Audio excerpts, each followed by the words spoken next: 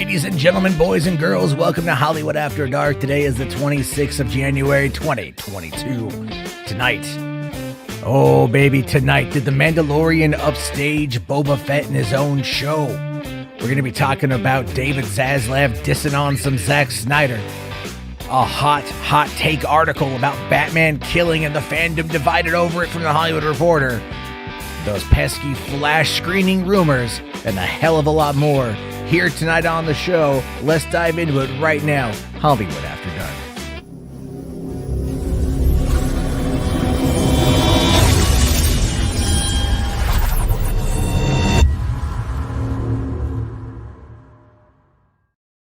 Hey, what's going on, everyone? How you guys doing? Welcome to the party. As I said, tonight is, of course, the 26th of the month. We're almost there. We're getting closer. I don't know what happens in February.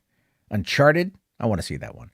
It's probably like that, and like the Kingsman comes to Hulu. That's what I want to see really bad. I haven't made it to the theater yet, but it's coming to something I already pay a premium for every month, so I might as well just wait and watch it from the comfort of bed. Hopefully the other two movies will be on there so I can have myself a nice Kingsman marathon. But tonight we got a lot going on. We got a very, very, very super packed show, so let's just dive into it here. Super chat if you want to follow me on social media. Is the best way to keep up with the show. At mjarbo at Twitter, the real or just real Matt Jarbo over there on Instagram and the TikToks. I'm trying to post more memey things, do some memes, some memes in order to make sure that things are, moving along over there a little bit. Also, if you guys want to support the channel, and we have gotten a couple new supporters over patreon.com/Matt Jarbo. It is the best premium way to help out. If you like the show, you like what I do here most nights out of the week, and you want to make sure you give money, but not to big tech, not to big Google, but to big Patreon. Patreon.com/Matt Jarbo. Great way to do that. As also, if you want to support the channel, my new side project, well, not my new, it's actually like a year old, but Podio Commentary, youtube.com/Podio Commentary. We've already just put up the latest episode, which is Extraction. Again, youtube.com/Podio Commentary, or anywhere you get your podcasts. We're talking iTunes. We're talking Spotify. We're talking Anchor.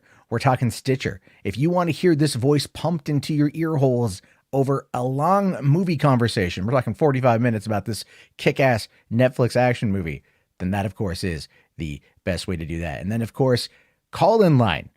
Hopefully for real calls, not the trolls that were trying to call in last night. But that's 323-305-4101. That's 323-305-4101. And that is a great way to get your question answered on the show at the end. So 323-305-4101. And that gets my through my shilling in about 2.5 minutes. Very happy about that. I'm joined tonight by my friend, by your friend. You know him. You love him.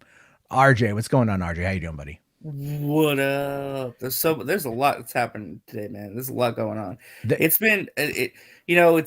thought January was like a dull month. It's kind of been busy though lately. The last couple of weeks, it's kind of picked up steam a lot. There's a lot going on. Well, there is. It's surprising. There's things that are happening.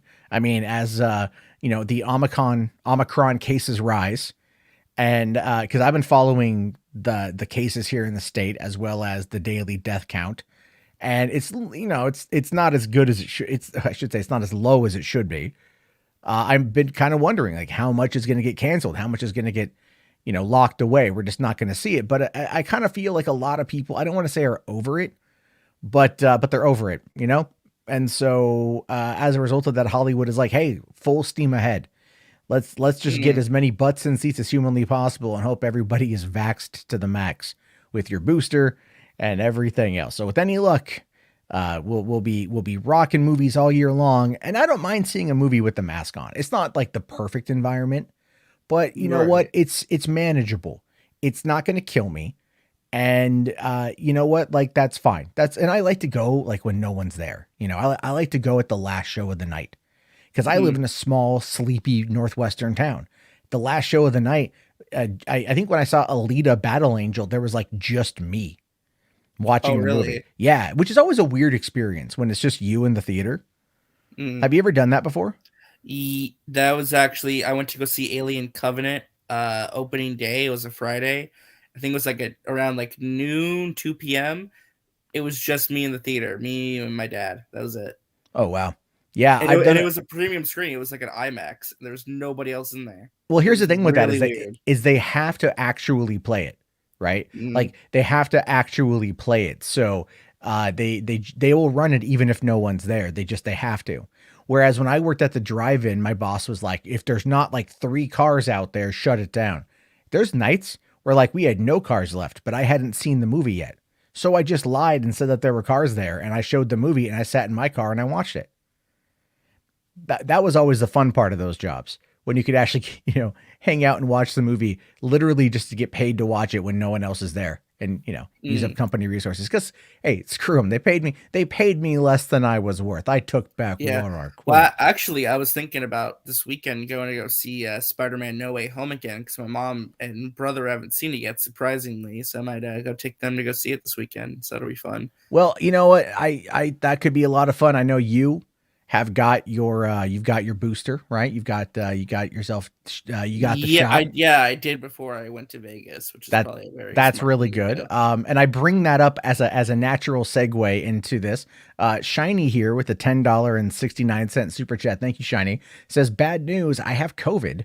Good news, skipping work for the next 4 to 10 days. So silver lining, right? Like, I guess.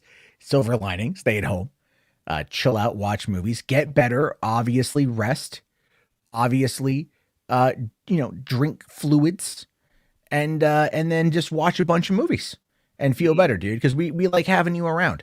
So don't die is my thing. And then also H Bart's here saying that Elmo got COVID and still will not get the vaccine. Where's CNN to go tell him what? Because Elmo was on CNN with the frickin' Sesame Street stuff. I mean, come on, doesn't he watch CNN? I thought Elmo was his partner in CNN. Okay, that joke, I understand what you're trying to do, but that joke died for me. Yeah, it died. I'm sorry. It died. I'm like, Elmo on CNN. What the fuck are you talking about? Like, it's me, Elmo. Get the shot. Get the jab. Yeah, Elmo should be a spokesperson, man. It's me, Elmo. I can't. I was doing it earlier, and I could get the little wobble in the back of the throat. I was working on it, but not right now. But yeah, no. I mean, like, get the fucking vaccine, Elmo. God damn it.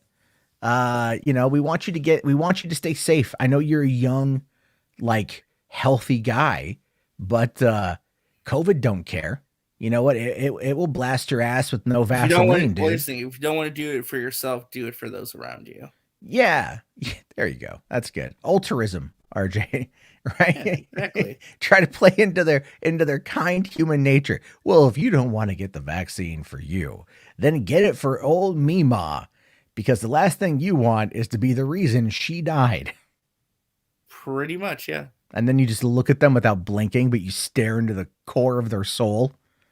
And then you make them really feel guilty.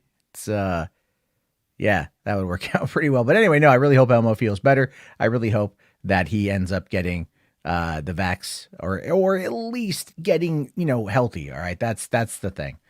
Let's see here. We got Reed Coles for $5, buddy. Thank you so much.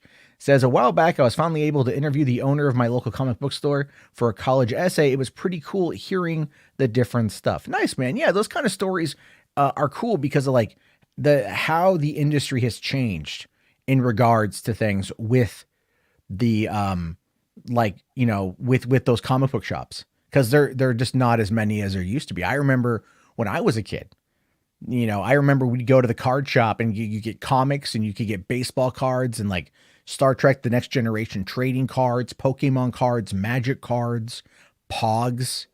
I remember when like Pogs were all the rage, and I'm like, I gotta go down and get myself some slammers. I need to get my poison hologram Pogs. We bought a lot of dumb shit back in the 90s, RJ. Okay, that's what I'm trying to say. I'm sure. It's like, but I mean, like, here's the thing though. I have one container of Pogs somewhere. It's all that's remained after like nearly 30 years. But I've got a small container somewhere, but inside it is my Beavis and Butthead slammer. It's got Beavis on one side, Butthead on the other. And I love that goddamn thing. I got to find it. It's in a bin somewhere. When I moved, I think it ended up getting put in a bin, but I've got the Pogs. That's what I was into when I was in like middle school, Just I'd carry my little container in my pocket, like, oh, you want to throw Yeah. down? But we never gambled. We never Yeah. gambled our pogs Well, away. I remember like the what was it, the Cabbage Patch Kid? Well, not even Cabbage Patch. Well, what about like the Beanie Babies? Right, that was like 80s though, wasn't it? Beanie Babies. No, that was 90s. Was it 90s? That Because was everyone tells 90s. me it was like Oh late yeah. 80s. Yeah, there's no, it was the Beanie Babies were the 90s leading up until the early 2000s. Ah, And okay. so cuz that was a big thing cuz I knew people that hucked, you know what I mean, that hucked the Beanie Babies. That they would wait out just toy stores and they would go buy the brand new ones and they'd sell them on eBay. I mean, now it's all fucking Funko Pops, but at least Funko Pops are like things you recognize rather than like here's this Beanie Baby of a penguin. You're like, "Well, what the fuck? It's what how is that's rare?" It's a random penguin. Yeah. Yeah, is it like but then you can go like I want to get like Pengu from like uh whatever that what I don't know. I want a Gumby Funko Pop. Give me the Yeah, Gumby yeah. Funko Pop. I can get a Gumby and I can also get like a Kurt Russell from The Thing, right? Like McCready. I can get McCready from The Thing, or I can get Han Solo, or I can get Mando doing this or Mando doing that. You can get a lot of stuff with all that stuff, and so you end up, yeah, like it's cooler to have Funkos.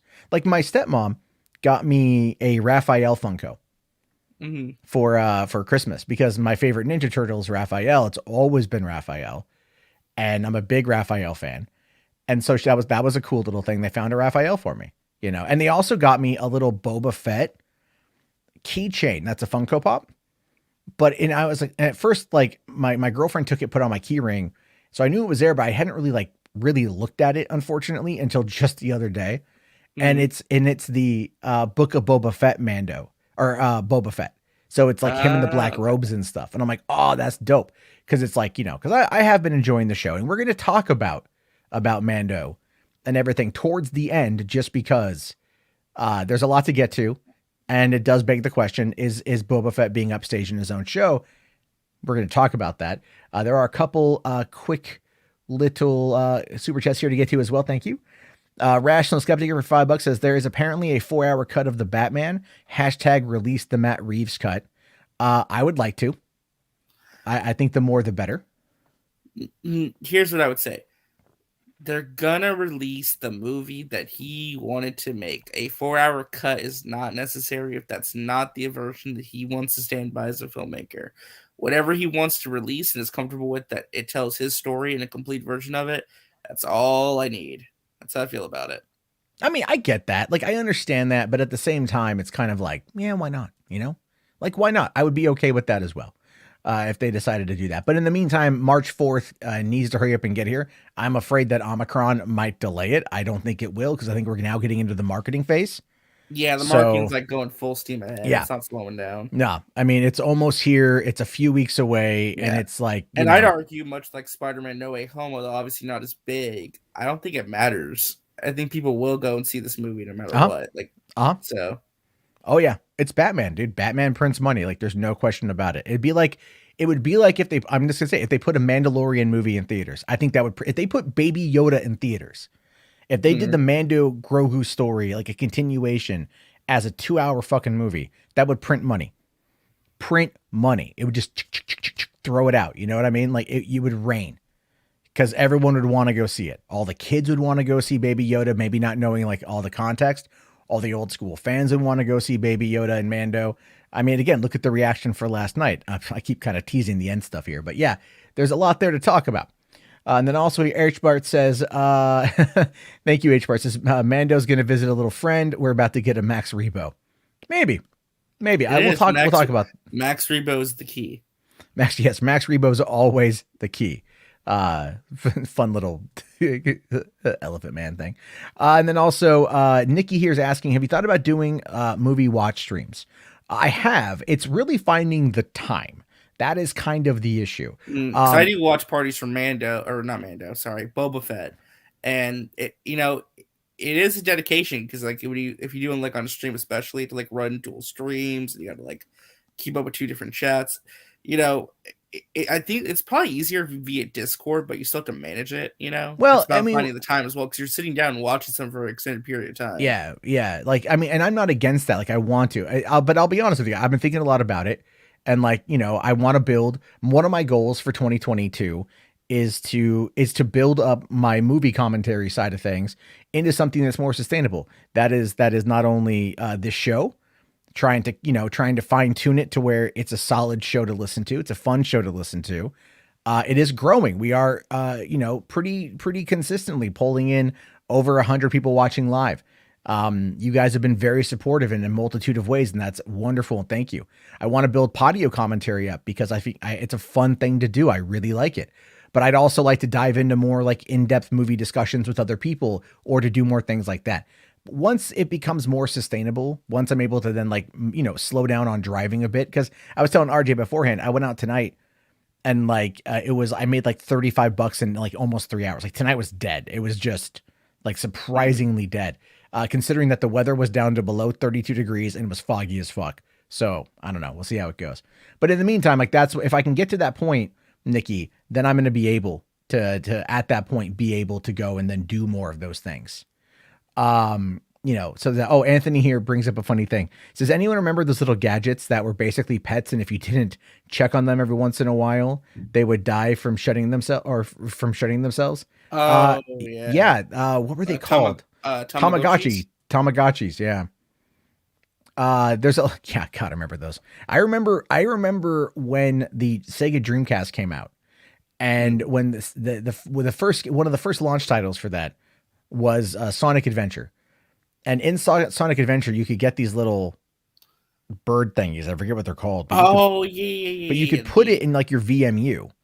And then it was like a Tamagotchi with like a little mini game in your VMU. So I got it like on September 9th, 1999, right? Like 9/9/99. It literally came out the first day of my senior year of high school.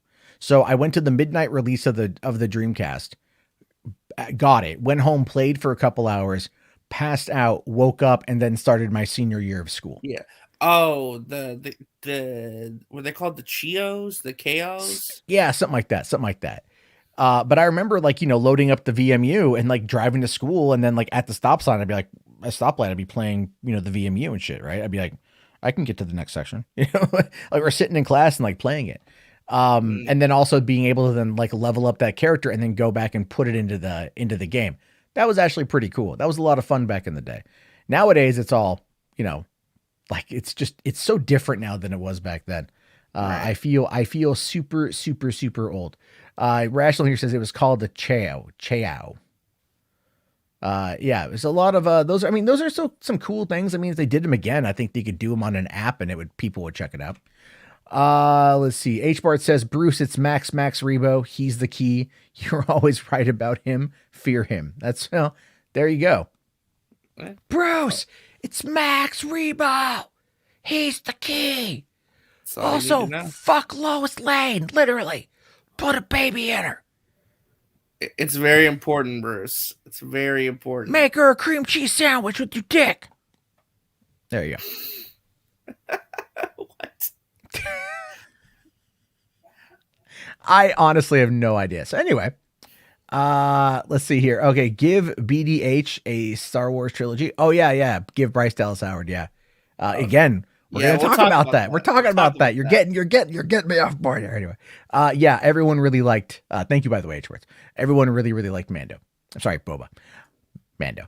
All right, let's go on. There's a couple quick things to get to right off the bat. Number one here is Tobey Maguire talking a bit about why he decided to return to the role. Yeah, because Deadline did this exclusive interview with the three actors, and if you haven't got a chance to watch it, it's on Deadline. It's also on the Spider-Man YouTube channel, although it's unlisted.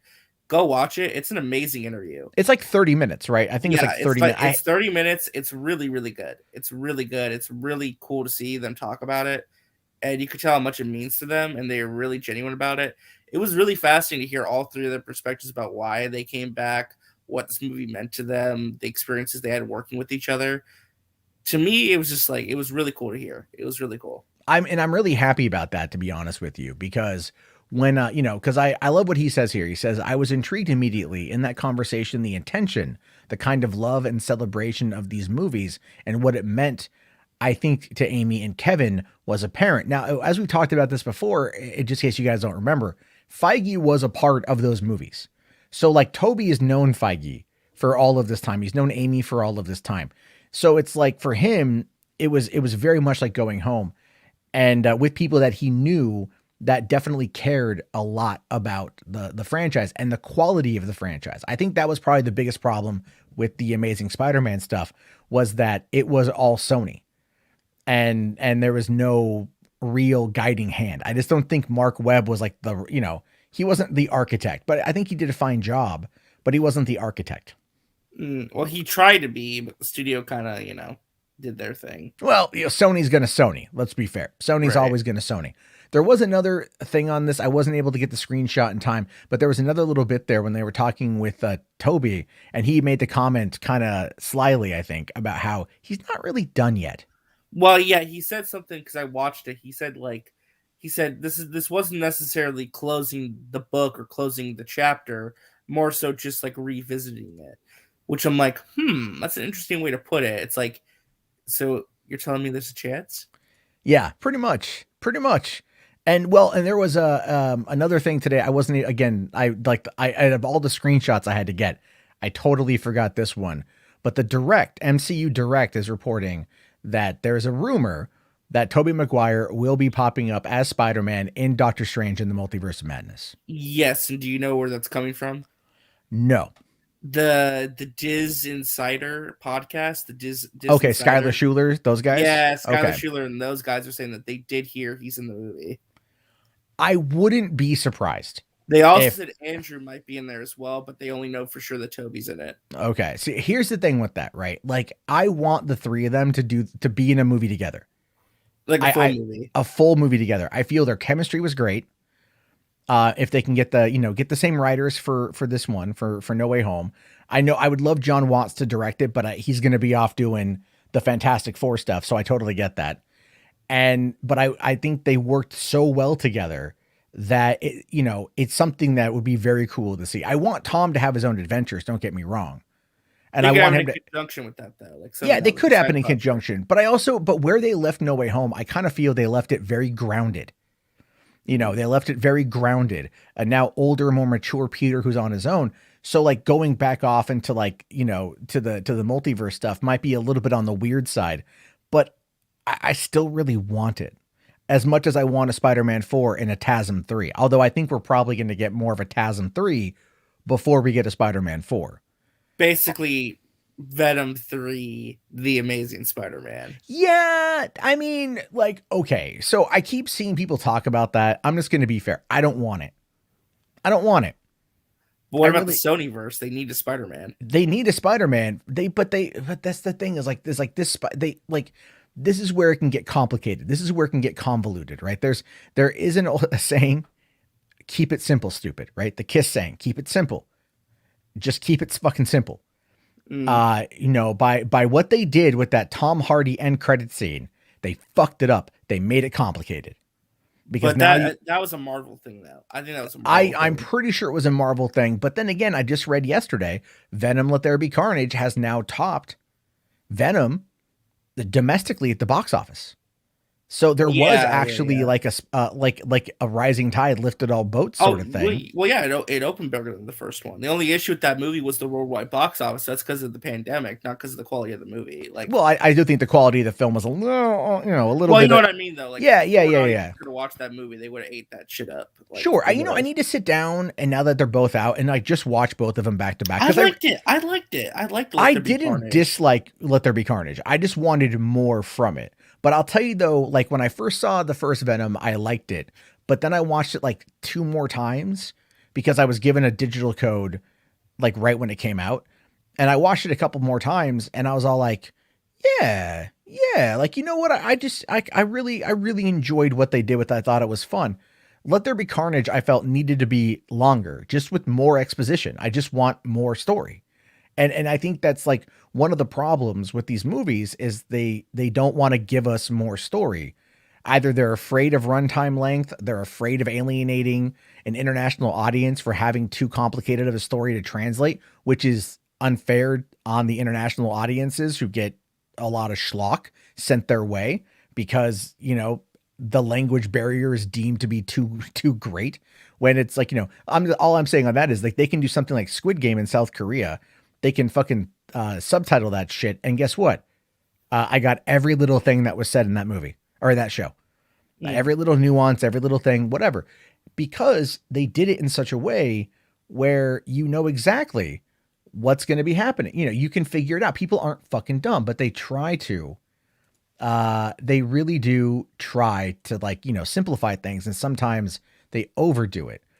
But in story, at least in regards to Venom, I still think they should, like, I want to see Tom Hardy and Tom Holland, but I will take Tom Holland, or I'll take Andrew Garfield and Tom Hardy. Yeah, yeah. I mean, I don't know. There's a lot of. Here's my thing, right? I feel like Sony kind of regrets some of the decisions they made, only because with the reception No Way Home, they should do more Spider People movies versus villain movies. That is the key. That is their key to success. That they just continue with Spider-Man, Spider-Man 4, SHAZAM 3, Tom Holland, Spider-Gwen, a Miles movie. That's the Spider-Man 2099. That's the kind of stuff I feel like people are itching for right now. Not necessarily the villain movies. I feel like the villain movies are just kind of like, you know, whatever. You know what? I actually agree with you on that one, because I feel like Into the Spider-Verse. I mean, the fact that it beat out a Pixar movie for Best Animated Feature. And I mean, honestly, at this point in time, I loved No Way Home, but as far as Spider-Man content is concerned, I think I'm probably more hyped for Across the Spider-Verse. Just because, like, I loved the first one. Like, I loved it.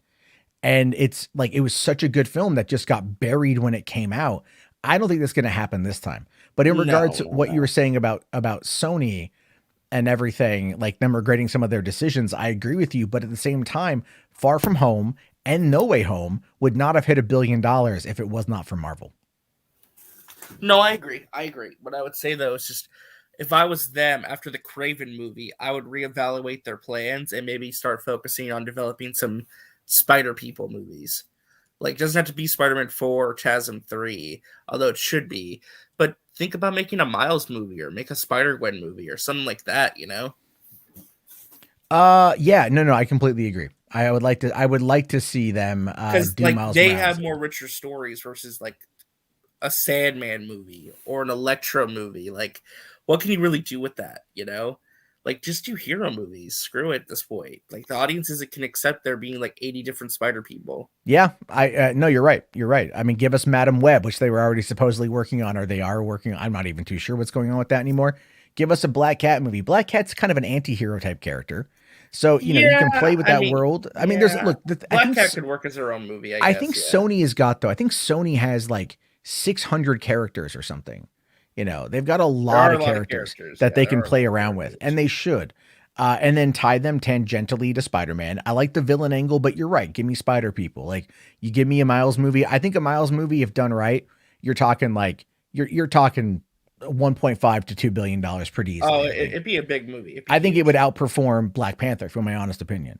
Really? That's bold. I say that for a couple reasons. One, because the actor would not be dead, and that's not fair. Wakanda Forever. Yeah. Well, I think, I mean, Wakanda Forever, I'm very excited to see it. I think there's like part of me who like really wants to see Wakanda Forever because I'm a Marvel junkie. I loved the first movie, but there's another part of me that's like, it's that morbid ass curiosity. Like, can they pull this off? Because I feel like Wakanda Forever has had so many problems with like COVID and Letitia Wright getting injured. And then there's a whole anti-vax stuff. I don't know where it's going to stand. And then the COVID outbreak with Lupita Nyong'o. It's been tough. That movie's almost cursed at this point. I feel bad. Oh, no, 100%. So it's one of those things where you're like a little bit with it, right? So you got that thing. But again, I think a Miles Morales movie done right with the popularity of that character, we would absolutely see ourselves, see it making a lot of money for Sony. And they wouldn't have to tie it into Marvel, although they're stupid not to. Because I'm sorry, man. Look, that pathway to Marvel is what will propel these movies to doing better. If you cut that off, those movies will die on the vine. They'll do No, I feel like at okay. this point they need to stay in collaboration in some form. Marvel, they need to. Yeah, they do. They do. Because if they, like I said, if they don't, they're just going to kind of Well, screw yeah. themselves. Well, Amy Pascal seems eager about it. It's Tom Rothman and the other executives are like, oh, we Well, don't yeah, know. Tony Vincent Guerra, Tom Rothman, they're all like, oh. Like at this point in time, like Tom Rothman, what are you doing over there at Sony Pictures? Sony Television is doing great. I can't believe I'm saying this. Part of me really wishes Amy Pascal was still in charge of Sony. Well, keep in Because mind, she gets it though. She understands Spider-Man. She does. She does. Well, I mean, does she? I mean, part. like, keep in mind. Well, then again, Avi Arad had a lot to do with the TASM films.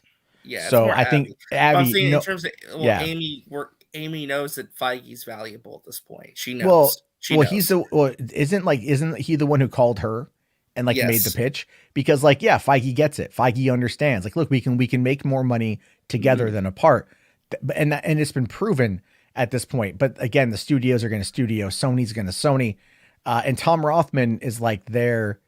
You know, he's there to like bring the budgets down. But dude, like a lot of those, Sony still has not had, like they sold off all their animated films in 2021. All of them. They sold them all off. I think like 3 or 4 went to Netflix, and then you had Transylvania 4, Hotel Transylvania 4, which went to fucking Amazon. And they sold it for like 200. I think they sold it for like $100 million. And that's $1 billion franchise. Yes, it is. And Amazon bought the Tomorrow War for $200 million. And that was an original IP. Yeah, that makes no sense to me. Right? And it's like they didn't even release Hotel Transylvania in October. They waited until fucking January. Yeah, they dumped it. Well, I'll tell you this though. I watched the movie. It's the only one I've seen because it was like I watched with my kids. Oh, you haven't watched the other ones? No, it's a fine film. It's a fine movie, but the lack of Adam Sandler is apparent. If Adam Sandler would have and Kevin James would have been in the movie, at least Adam Sandler would have had the name recognition. I know people like to bitch and moan about Adam Sandler, but the guy will bring in views. His movies on Netflix, whether you love him or not, have brought in a shitload of views. Like they keep re-upping him and his company with them, his deals, because people keep watching them and they're generally inexpensive. And everyone knows he uses them for a vacation. So it's all well and good on that one. I think I'm okay with it. All right. So let's see here. Okay. We're kind of on that one. Let's see. Degrassi says Avi Arad is all about Borderlands right now. Great. Oh yeah. He is working on Borderlands. With, Eli Roth directing. Yeah. Kate Blanchett, Kevin Hart, Jack Black. Here's the thing though, man. I heard that script's fucking amazing. Like they are really like that script. Like there's a reason Kate Blanchett's doing a video game movie, man. There's a reason why she's doing Mad fucking Moxie of all things, right? No, she's doing Lilith. Oh, who's doing Mad Moxie? She has. We don't know who's been cast as her. I don't believe. I thought they cast someone as her. I mean, it should be just Jamie Lee Curtis is in there as the doctor lady. Oh yeah, well her son's also a pretty big gamer, so that's one of the reasons why I think she got it. And Jack Black is Claptrap. So. Yeah, that's got my attention. Because I mean, like Claptrap's annoying as fuck, but Jack Black is Jack Black. So, and I mean, look, I mean, I'm honestly surprised with Kevin Hart and Jack Black being involved that The Rock isn't somehow found his way in. Although he's in a cameo. He's in a cameo. He's in a cameo as Handsome Jack. Oh no! Well, hey man, he did say he's going to be in a video game movie in a badass video game property. You never know. Oh yeah. Although everyone keeps saying it's going to be fucking God of War. I don't understand this. No, I don't know why they think God of War. Like, you see, I sent John Campy. Yeah. Did you see that? I did see that one. Embarrassingly bad. It was just like, why everyone think God of War? Like he would be a horrible Kratos. It would. We talked about this last night as well. Like he would just be a horrible Kratos. And then when you get into it, he's going to be like, no, like for him again, like Fortnite would be like the movie. I don't understand how everyone I've seen talk about this is not like Fortnite because he's fucking literally in Fortnite. There's a goddamn statue of him in Fortnite. He is the leader of the seven. Game in the world. Yeah, it's like, oh my god, have you like none of these people paid attention to anything that Dwayne the Rock Johnson does? I pay more attention to him than most of his fans. Yeah, and maybe that's a whole. And the thing is, just like I criticize, but it's like it's not a hate watch. Like I legitimately like him as an actor. I legitimately like his movies, but it's like I also pay attention to like the business side of this, and I can see what's going on. I just find it really funny when so many people out there are just like, they overlook it. Like they see that they don't see the forest through the trees. It's a weird thing, but I'm waiting for when I can be proven right on all this. And that's going to be the thing. But all right. Lord Slug here says he's rebooting Doom. He won't go back to Doom, but if he does, like, here's the thing, man. If they do reboot that shit, if he doesn't say Semper Fi, motherfucker, I'm walking out.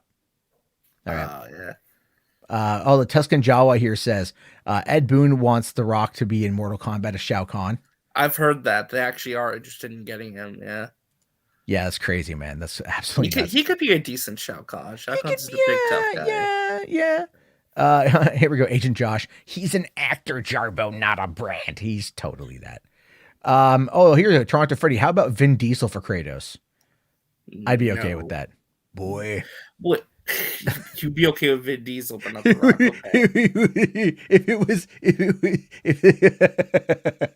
Okay. Yeah. All he would say is boy, though. I don't want him to say anything else. It's all about family. Dude, that would be so fucking sick if it was Vin Diesel as Kratos. Oh my god, I hate that image. That'd be horrible. That'd be so bad. It would be so great. Oh my god. Although the watcher here does make a great point. Momoa for Kratos, enough said. You know what? If it's gonna be a big name, I could see Momoa doing it. However, after you hear about Momoa though? That potentially being in Cobra Kai? Yeah, Cobra Kai. Yeah. To get in for Cobra Kai. I did see the thing floating around today. Like I haven't seen. That'd be insane. That'd be huge for Netflix. That would be massive. They would be, and then he has a relationship with Netflix as well. So anyway, we'll have to wait and see how that turns out. I mean, look, here's the act for just quickly going back to the God of War thing. The actor who does the voice of Kratos.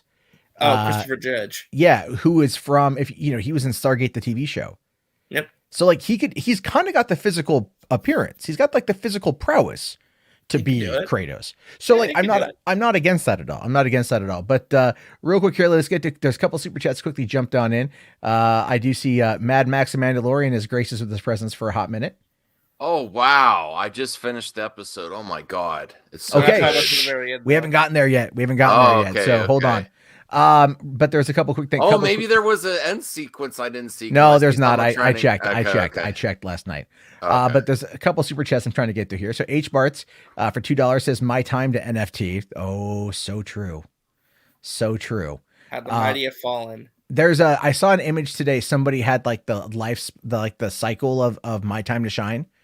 And it's like this, it's really, I got to find the image again. I'll bring it up tomorrow or something, but it's basically just like drops news, shills NFT, hypes up news, drops NFT, shills news in order to like get people to stop talking, like get upset, and then like do it all over again. I'm paraphrasing it, but that's, yeah. Thank you for that. Mo Moon for $2 here says, let there be carnage needed Mo Moon and Jarbo. We could fight it out, dude. Yeah. You know what? But I get to be Carnage because he's a cool villain. So you just get to be the guy who like Michelle Williams was engaged to. He's a doctor, so he makes a lot of money, and he was a hero in the end. But yeah, there's that. And then Andrew here for $2 says Spider Persons to Jarbo. Spider Persons. What? Oh, I'm going to call them Spider Men. Or Spider Gwen. I called them Spider Persons because it's women, men. Oh, it's everybody. How inclusive of you! I know how progressively inclusive. I'm just saying, there's Spider Women, there's Spider Gwens, there's Spider Pigs. Well, that's not a people then. Pigs. Spider Pig. Pigs are people too. What the hell, man? Does whatever They're a not spider people. pig. Pigs are people. To be fair, pigs eat people. That is true. Pigs will devour a carcass. No, they don't. Yes, they do.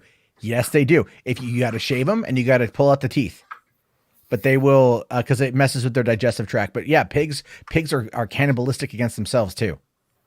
Ugh. I'm just saying, if you ever want to dispose, pigs actually eating people. Yes. Really? Yes. Holy shit. Okay. I want to watch that episode again. I know we're not getting it to. Yeah. Well, yeah. It's going to be pretty good. I love the episode too. All right, H-Bar's here for $5, man. Thank you. He says, how well do you think Marvel will do when Feige dies or retires?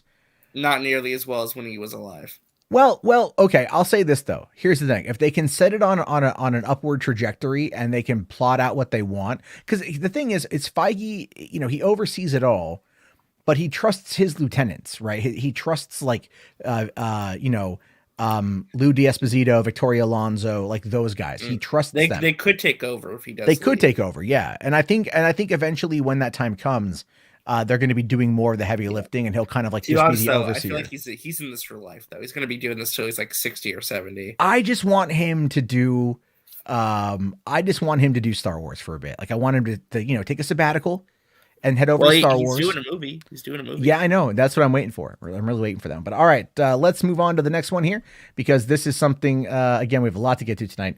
We got Mortal Kombat 2 is now officially in development. Good. With the Moon Knight head writer Jeremy Slater writing the screenplay. And I don't know. Upgrade. That's a massive upgrade from the first movie, who had like a bunch of nobody writers and directors. So yeah, I mean, I still haven't seen the first movie yet. It's okay. It's an okay. It's a fun movie. watch. The main character's horrible. I don't. That's Cole, right? His name's Cole. Yeah, Cole Young. I like Lewis Tan as an actor, but the character was just really boring.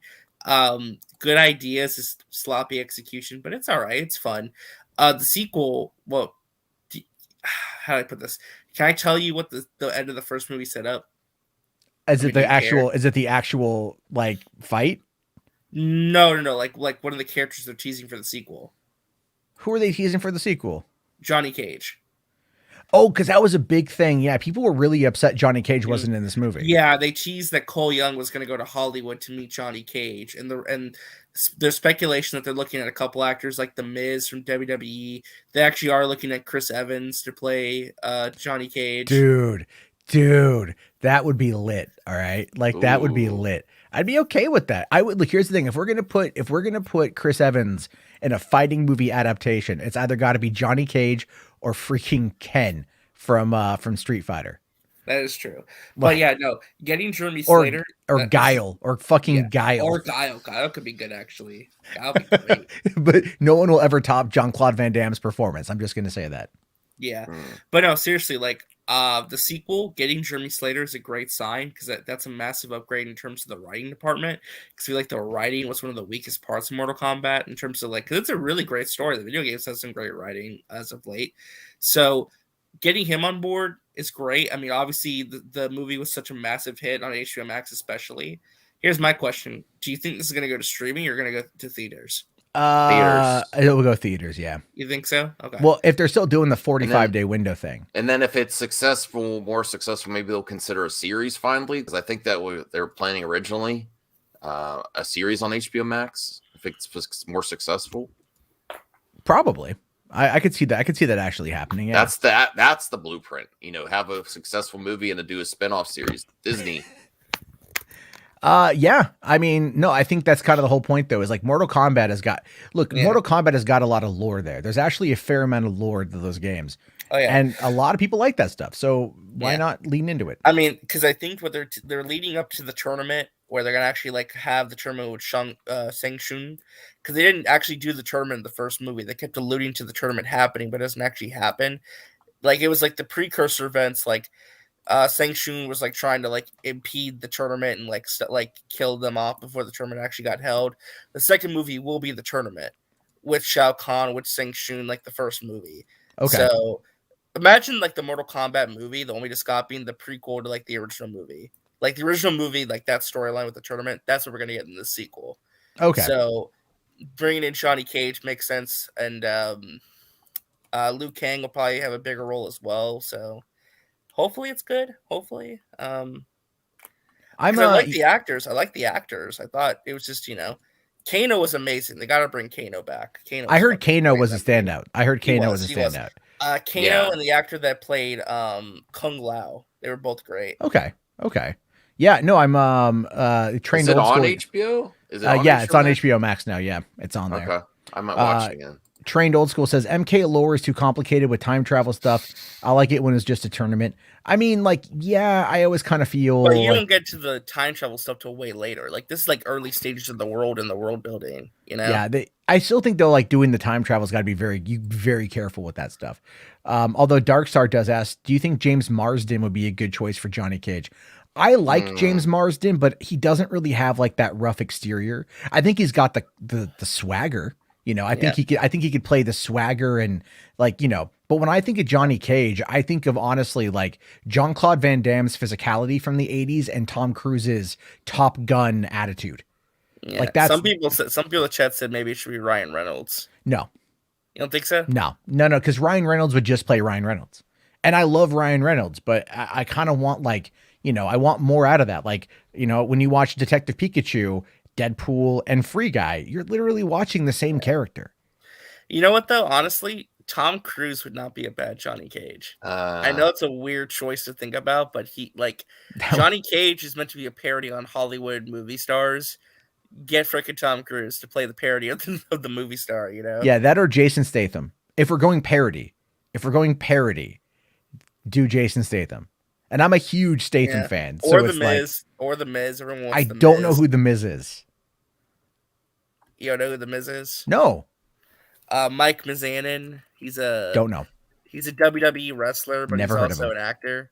Okay. He looks like Johnny Cage. Johnny Cage. I saw people talking about him today, but I didn't take the time to go and look him up. People have been campaigning for him to play the role for a while, actually. Okay. Let's see. Andrew here for $2 says only Nicolas Cage can play Johnny Cage. I'd be okay with that. I just want Nicolas Cage in everything. Back in the day. I don't know about now. Well, all right. Let's jump on over here because we got this one today. This is a fun one. I saw floating around. A lot of people were kind of like a little pissy about this because the question that becomes, did David Zaslav diss Zack Snyder? Oh, snap. So this tweet is translated from Portuguese into English.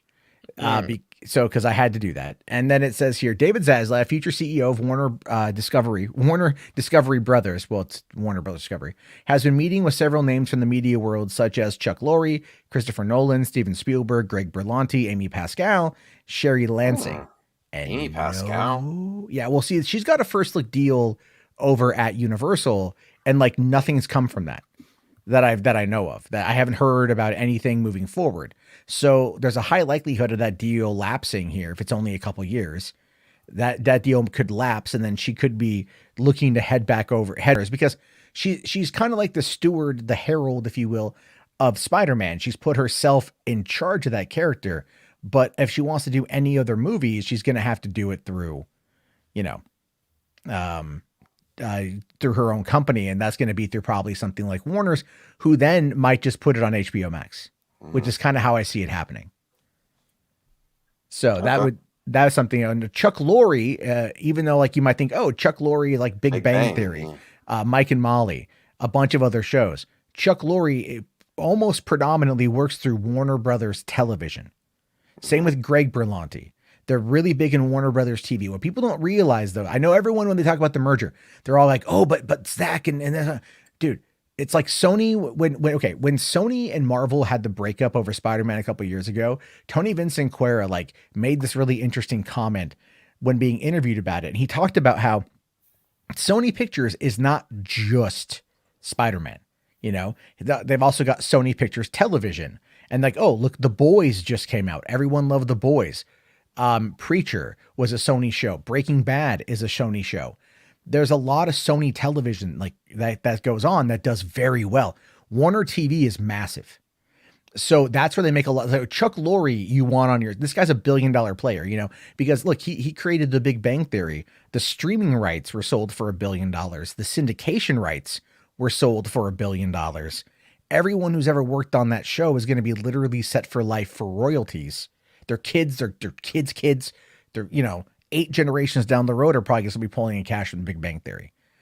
So Spielberg makes sense because they want a big name director. Nolan obviously makes sense because they want to bring him back home after the whole fallout over Tenet.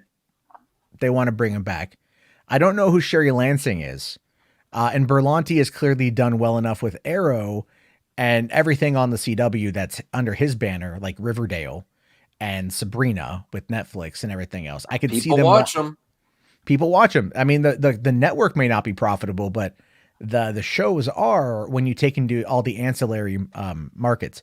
But the thing is, though, a lot of people are upset that I've seen that Zack Snyder is not listed on this. And I'm like, look, man, maybe one day he'll come back. I don't know. Anything could happen. But like right now, that's not on the horizon because like they need people they need to keep those people right there with, relatively happy and on board, especially the TV people. No, the most surprising one on there for me is, well, you explained to Amy Pascal, but Christopher Nolan. He's definitely trying to get him back, like because he kind of strayed away based on what happened with Tenet, even though they did what he wanted for Tenet. It's just Nolan responded to what they did to other directors, Yeah, but they're definitely wanting him. So, okay. Well, apparently, okay. So according to Rational Skeptic, there was, I guess, a follow-up post by the HBO channel saying that they did talk to Gunn, Snyder, Andy Muschietti, DB Weiss, David Chase, and Stephen Knight. Oh, so maybe. Okay. So I mean, that's, right. But yes, he sent me a screenshot of that, but I haven't. Yeah, that's great news. Let me just. That still doesn't mean anything. It just means he's. You know what this means? Of course, you know what this is really good is Zaslav means business. He's meeting with lots of people, so that you just still don't know what's going to happen. He's talking to all the right people, all of them. So, I mean, I don't think anyone was left off there. Gunn too. Okay. So this account is also this account is not an official profile or associated with Warner Media. Okay. So, all right. So even on my end on that one there, this is one that is a rumor. I thought this was, I saw this circulating around. I thought it was coming in through an actual like portal account. So I would actually, I hope he would consider these, all of them though. I mean, every name there sounds like something he should look forward to. Obviously we can't confirm it then, but I would like to think Zaslav is really on top on the game though. Sure. No, I think, look, here's the thing. I think overall the guy's weighing every option that he can. Mm-hmm. He's meeting people right now. There's nothing he's going to be able to do or even promise. What he should be doing. He should be meeting with people and figuring out like, hey, because again, he said the biggest priority was rebuilding the bridges they had with talent, right? Yeah. Because they lost Nolan to Universal. They did. And that's a big blow. There we go. This is you don't want to do. This is the image that was sent to me. So, but they are, keep in mind though, that even though it's translating this, it is not an official account. So keep that in mind. It's not official. We don't know. Also, we just hit 100 live viewers, guys. Thank you so much. That is awesome. And fuck yeah. Smash the like button. You guys are great. So, okay. So real quick here. So we don't know. So, okay. So this is not coming in from anything that's. Well, this guy is not going to sit around until I know, Matt, you're very specific about he cannot legally activate a plan, but he can meet with people, talk about what he wants to do. And then on day one, he can activate the plans then. I understand the legal, you cannot sign contracts right now. But you can meet with people and say, this is what's going to happen when it goes through. Are you on board? And then things could change too. People talk. But don't you think he's actively talking to people right now? I think he is. I think he is talking to people right now. Yeah. But I think it's also like, I think if anything, Snyder's not going to be first on his list. Eventually. But I think for right now, it's kind of like what I would say is this. I'd say if I was Zaslav, I'd go, okay, Snyder, clearly there is a vocal fan base for that, which we will talk about here for something else. And people want to see it. Great. But that's not the top priority. The top priority. I think Christopher Nolan and Spielberg would be top priority, especially if they're talking about a funnel where like the top of the funnel is the films and then goes down to HBO Max after that. I would see Gunn as also being a main player on that. Because of everything else, and which we're going to talk about Peacemaker here in a second as well. Just want to get to these quick couple super chats here. Andrew Dunbar for $2. Thank you, man. Says Johnny Cage must be a screening lunatic, aka Nick Cage. Yeah, I'd like to see that too. Or maybe even Seth Rogen. How about that for an odd left field casting idea? A little bit of Seth Rogen as Johnny Cage, right? You could do it. Anyway, Rational Skeptic here for $5. Talking about that. Okay, talking about the other image. Thank you for that, buddy. So I did already show that one. And then H Bart's here says, if Zack would have been there, would that be big or no? Well, again, if Zack would have been on that initially, and it would have been from a verified account or something along those lines, like someone with actual, like, I mean, that account has got 93,000 followers. We don't know, they're just a fan account. So you have like no idea. It'd be like big screen leaks or something, or not because they're verified, or like, something like. I would be completely shocked if Zaslav doesn't talk to Zack Snyder just to see where both their minds are at. If they might not be able to come to any conclusion or whatever, but why would you not speak with the man? No, 100%. I'm pretty sure I'm pretty certain that they've had a conversation, right? And right. I'm pretty, or there's been some kind of it just might not be idea possible to meet his list of demands based on what happened to him. Like I've always said that even if they want to do it, he's going to be one like creative control. But if they're actually right about setting a new timeline, the Flashpoint timeline, and everything else is set aside, that actually helps other people just do what they want to do. But we'll have to wait and see. But there's a lot of hurdles. But I would be completely shocked if he doesn't even call him at all to see what he wants to do. Well, Shogun here is asking, are both lists not official? No, they're not official. It looked like it was an official thing. It was being treated as it was being official. However, no, it's not official. And then H Bart's here says Spielberg went to Netflix, right? Yeah, he signed a deal with Netflix. I don't know what they're going to do with that just yet, but they definitely signed a deal. And this is really funny. After kind of bitching about Netflix, they signed the deal. Let's see. Andrew here for $2. It says Seth Rogen is Johnny Cage. What? Do you hate America? Sometimes. I'm kidding. Wow. No, I'm kidding. I think it'd be pretty funny though. I think it'd be pretty funny because that would anger a lot of people. So let's keep on that track. Let's keep moving down that pipeline because we got something else here that I think angered a lot of people today and maybe gave some people a little bit mad, maybe a little egg on their face. And that, of course, here is this is from an article from last night on comicbookresources.com. The Flash trends on the eve of the DCEU film's first test screening. Remember, that was a big thing today, Max. Well, that was you're the saying, you're saying egg. Well, you're saying egg on the face. I think people really want to know what's going to happen with this. It doesn't necessarily mean positive. Although I will say, in social media, anything trending is some form of positive. But I think people are really wanting to know what's happening with this film. May not actually necessarily be in a positive way. We'll wait and see. But yeah, I mean, that's a positive sign.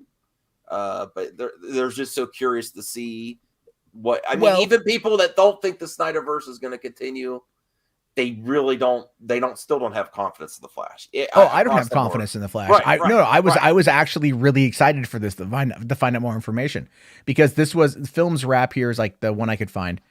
Says that big screen leaks is the one that talked about this. Yeah, it wasn't just him though. It was it was like a lot of people. Yeah, but I kind of feel like they pull from a lot of stuff. They do pull from a lot of stuff. But we find out tonight that it actually was Warner Brothers pulled a fast one. It looks like Shazam Fury of the Gods is test screening tonight. And this was now confirmed by Viewer or Not, who said it is now confirmed the movie that did screen was the second test screening for Shazam Fury of the Gods. They've now tested this movie twice now. Yeah. Which that's really, really, really interesting to me.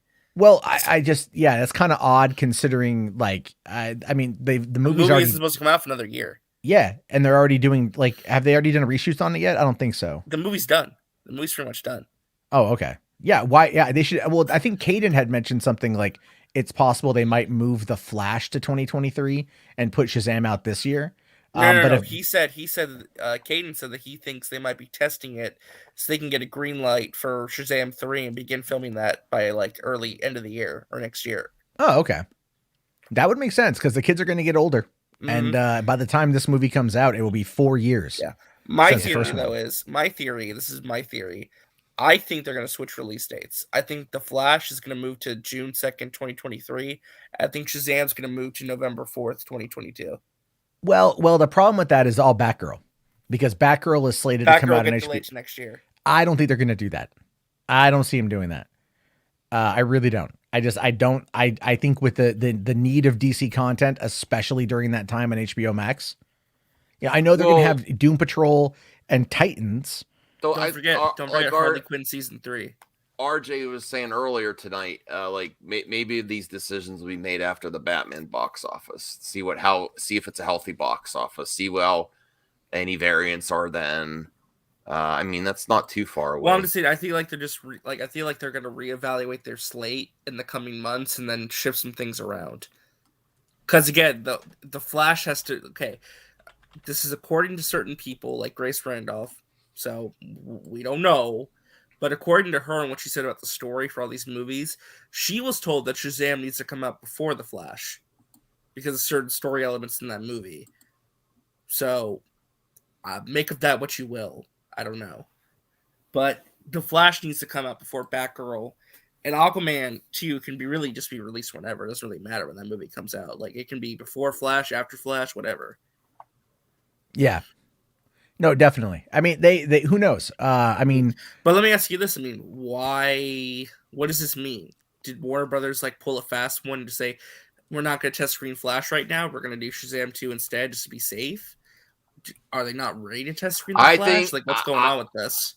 I don't think necessarily means that there's problems. My guess is they really want to keep a tight ship on this Flash. They don't want stuff out there. And like someone said when we were streaming earlier, RJ, leaks usually happen. So are they? But do you think they're really going to be that protective over this movie? After Spider-Man No Way Home, yeah. Remember the Spider-Man No Way Home?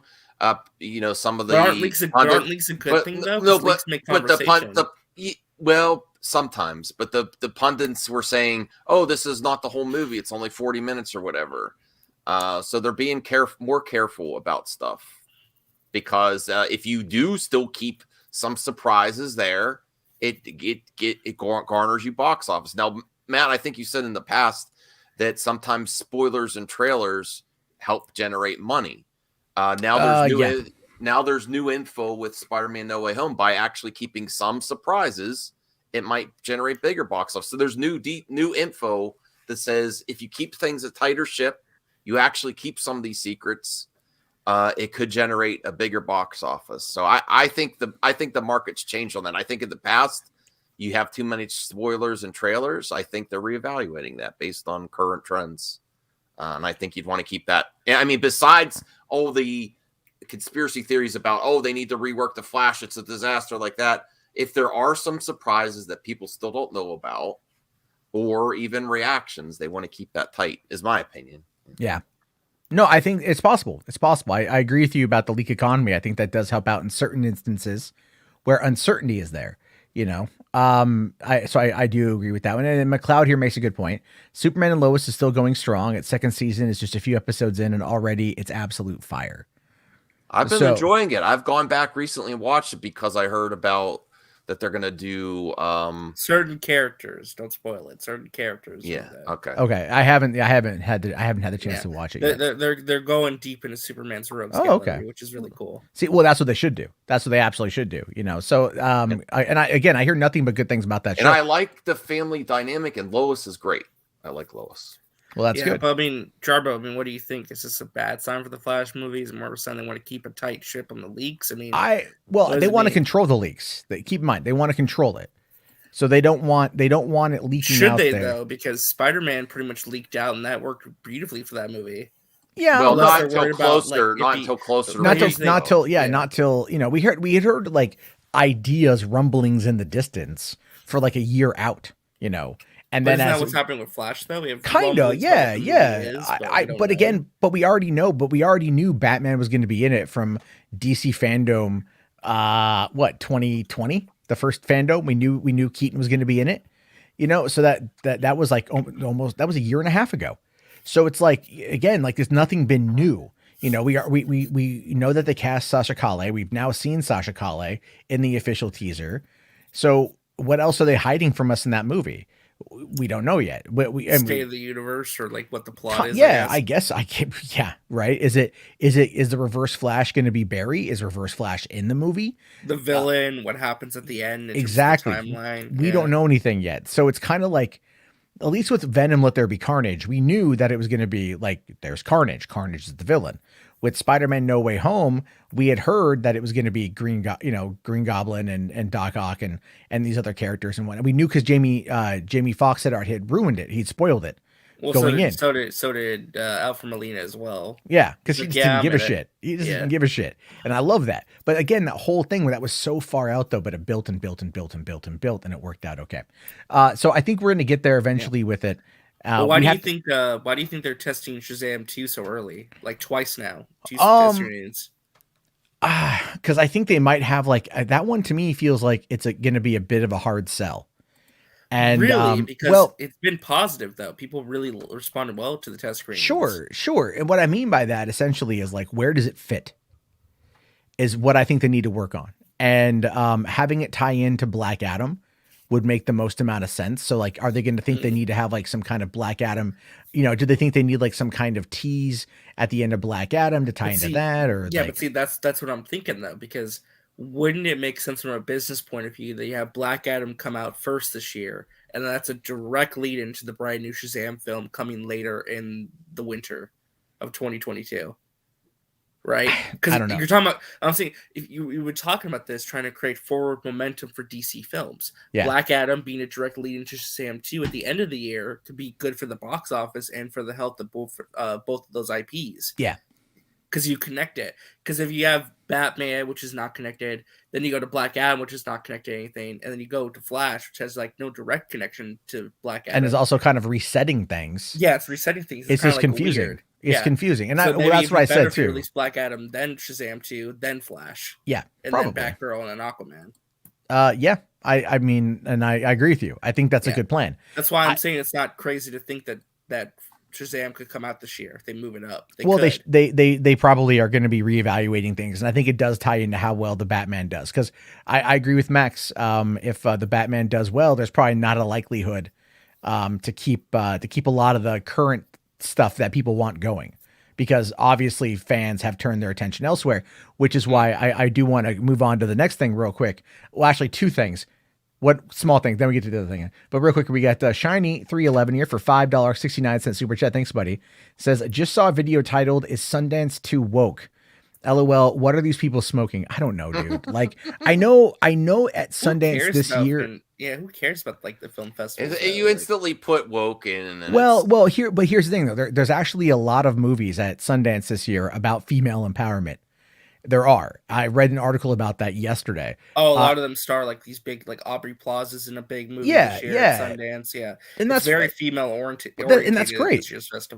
That's fucking awesome. I think what they need to do with that though, again, is like Sundance. I made a comment about this on Twitter. I'm like, the Oscars and Sundance are two sides of the same coin of movies most people aren't going to watch. So it's like Sundance, builds a hype, but honestly, you come out of something like Beyond Fest or South by Southwest, where they show these like little, like kind of like, I don't want to say homebrew, but these like avant-garde, kitschy films that get buzz online that way. You don't get a lot of buzz out of Sundance anymore. That, there's really not that much buzz out of it. And I think that issue has a lot to do with the fact that, again, there's a massive disconnect between what people are making, what people are watching, and what people are requesting.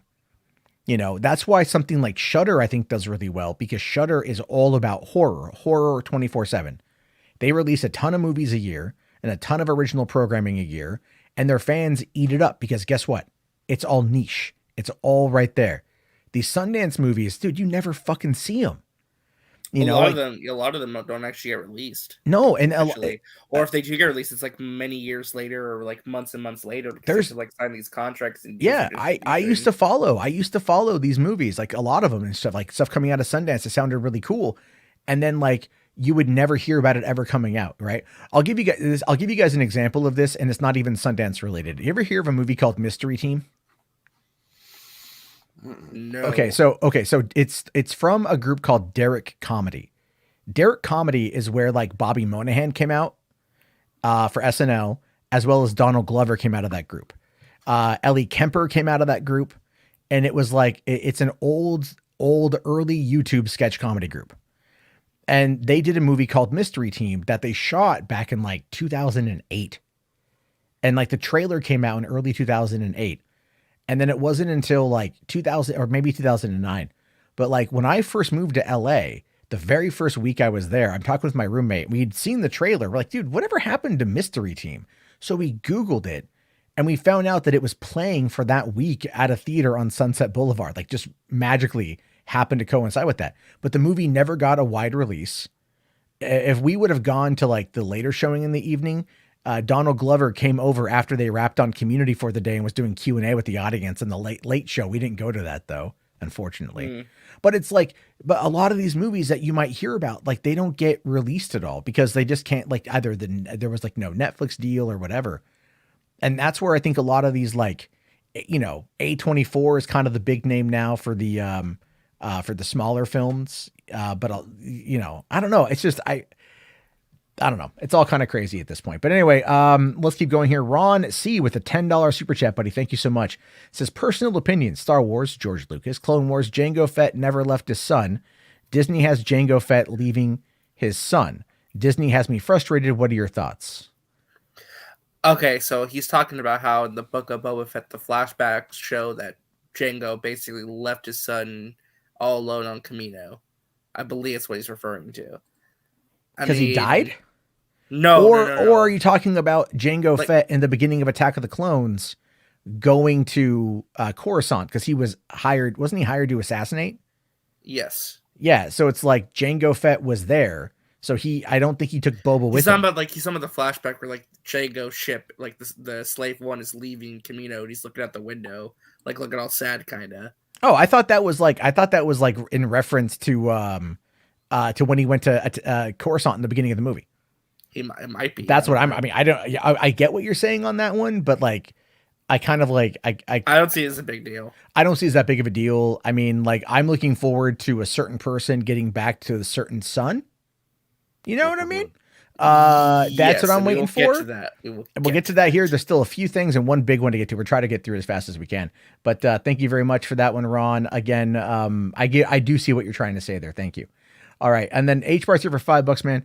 Says Martin Scorsese, I hate Marvel. It's the same thing. Proceeds to make 5 mob movies with the same cast. Hey, that's not the same, H Barts. It's not. The same. It's the mob superheroes.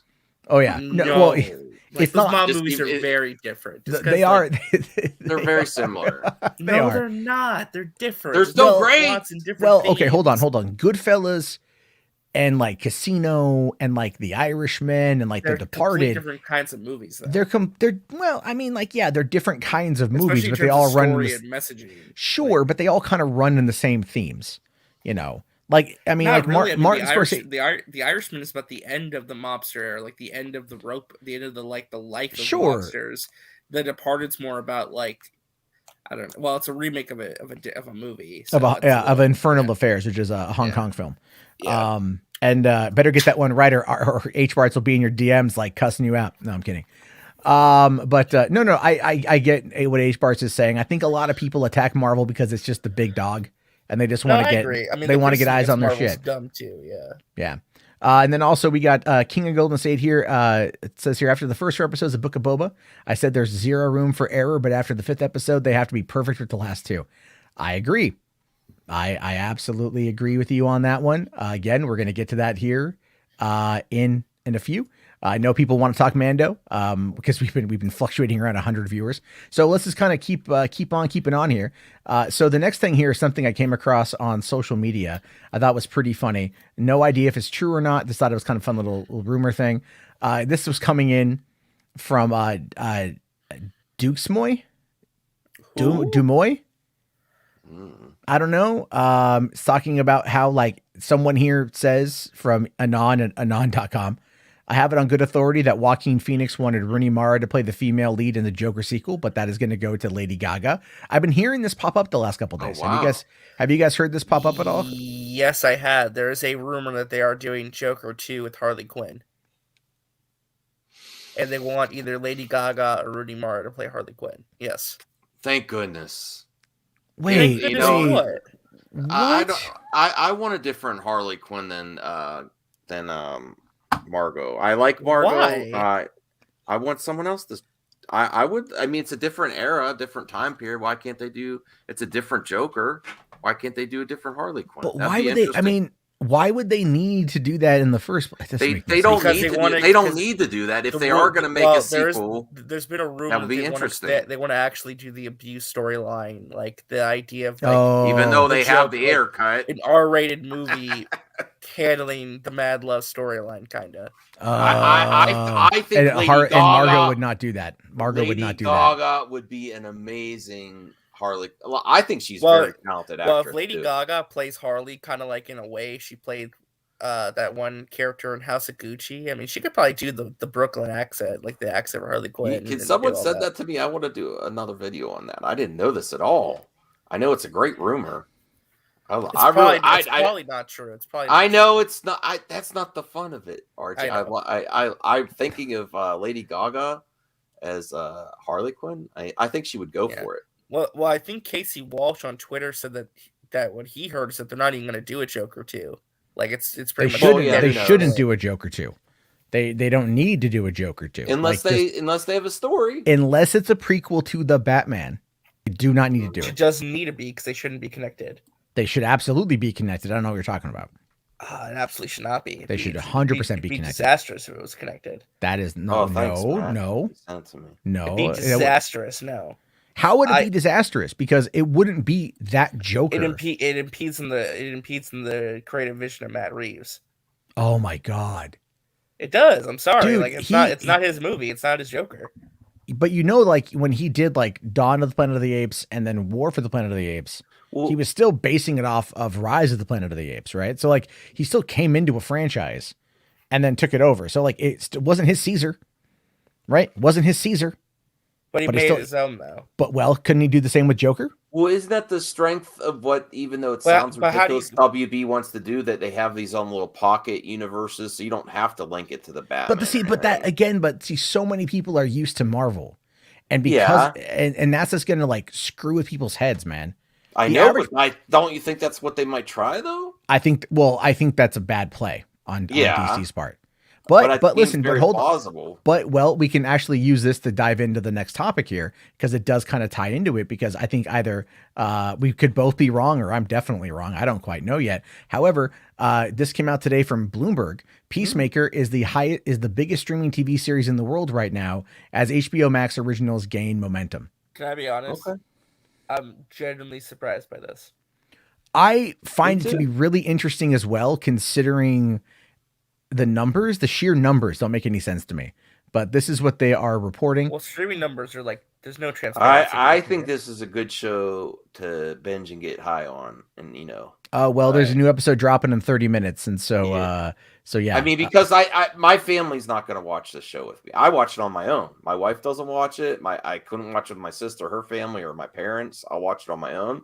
So it's a niche market, but it's a popular one though. I mean, the comedy, sort of like stoner type comedy too, like or like Hangover, but with action and superheroes. There's a lot of gags. a lot of really funny meta comedy too. Yeah. So I mean, it doesn't all hit for me, but I could see how it's very popular. Sure. Well, let's look at the article here. I can't deny the success. Good on Gunn. So it says here, HBO Max's latest DC comic series Peacemaker has gained momentum against some of streaming's most popular shows. The series, which is a spin-off of last year's The Suicide Squad and was created by James Gunn, was the most in-demand original streaming series in the world as of January 22nd, according to data from Parrot Analytics. It was 69.5 times more in demand than the average series, and that 69 is not lost on me, by the way. Given the humor of the show, that 69 is not lost on me. So it says here that Peacemaker, starring Cena, surpassed Netflix's hit fantasy series The Witcher and Disney Plus's Star Wars show The Book of Boba Fett in demand. How that really? I don't. Well, it says here the growing Book of Boba Fett is what it's going against until this episode. Well, The Witcher came out like last month or something like that. December 17th, same and day as No Way Home. Oh, okay. And it dropped all the episodes and no one's talking about it anymore because that's Netflix's model of pump and dump. And it's the season's great. But again, so it says here, the growing popularity of HBO Max originals throughout 2021, total demand for the Max series or Max series just in general grew 39.2%. Demand for Netflix originals in the same 12-month period grew by 10.3%. And I have a feeling a fair amount of that is also curation, right? Like curation, like big IPs. Because, you know, when you think about HBO, their shows usually, they garner a lot of attention, right? And I think that's something that that works for them really well. Netflix doesn't really have that. And even though like Ozark is in like its season 4 part 1 right now, they just released the first batch of episodes for that, and that's like their big gritty show that people talk about. Again, like it's just those episodes have come out. There's apparently some big twist at some point in time. I don't know, but that's it. That's all I hear anyone talking about, and it's not even that much. So it's like, yeah, maybe the week-to-week release model is making part of that in demand. The online conversation is making that in demand. The article goes on to say here that the demand for Max's originals is impressive given that it has far fewer subs than Disney and Netflix. Netflix said last week that it had 222 million subscribers worldwide. Disney has 118 million as of October. HBO Max ended 2021 with a combined, see, this is where things get interesting too, a combined 73.8 million subs, according to AT&T, which has surpassed projections, while Netflix and Disney Plus subscriber growth has slowed. The thing to consider with that, though, is that that's combined between HBO and HBO Max. So if you have HBO, if you pay for it through your cable provider, you get HBO Max.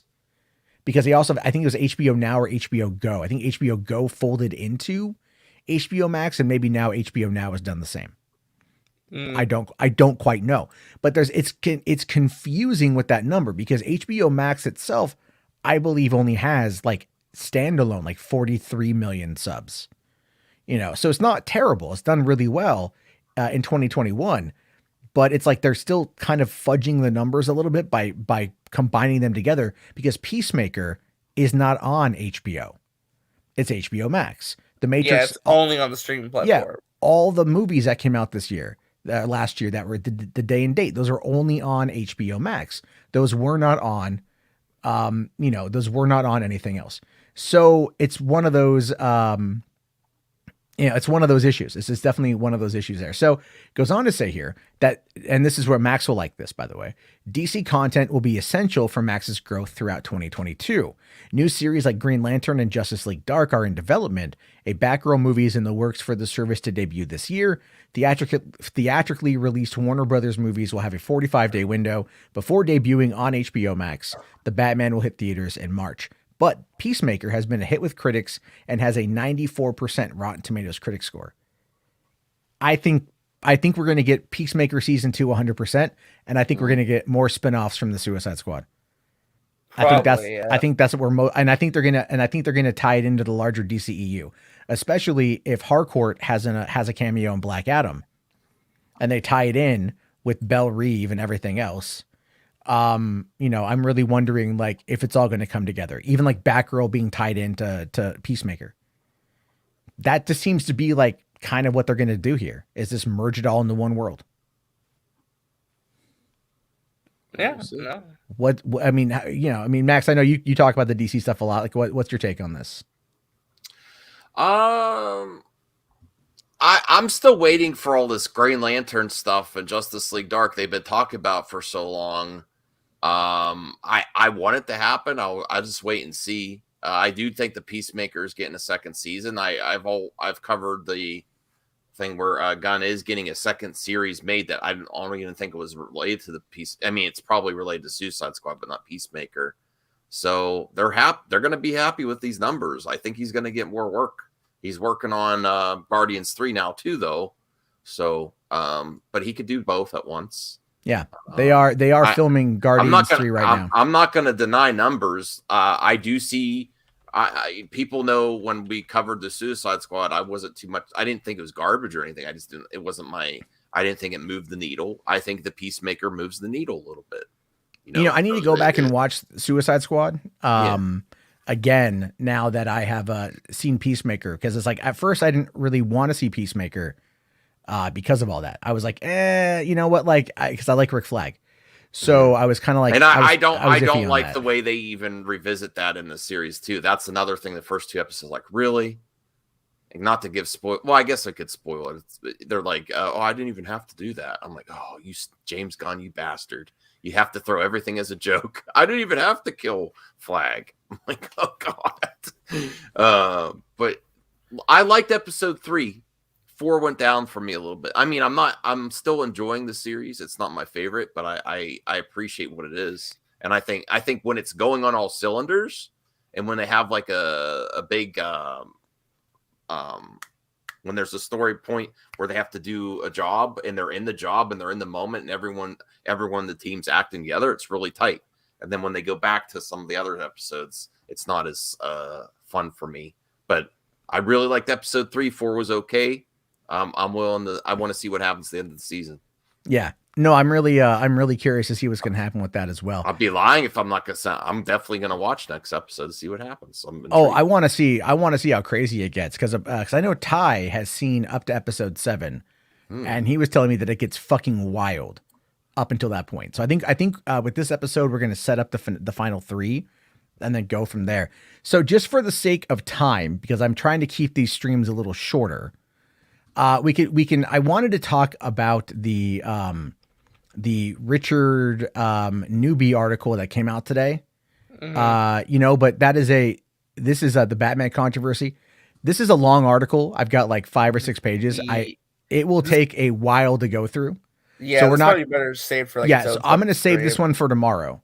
It's a good article. It's not about what you think, although people out there made it to be like that. Which a lot of people are upset at Richard for publishing this. If you read the article, it's not about what they're upset about. It's just the stupidest thing. It's all about Batman and killing, which is interesting. But it's a great read. It is a good read. And I pulled off some good stuff there to talk about. So we'll definitely we'll get to that tomorrow. I'll just save it in my file so I can get to that stuff. But I figure, for the final discussion tonight, and because there's a couple super chats I got that kind of tie into that. Is it time? Is it? Well, it's real quick though. It's almost time. Ron C here for $5. Thank you, man. 69 is cool. Yes, it is. I hope to die one day, preferably in a 69.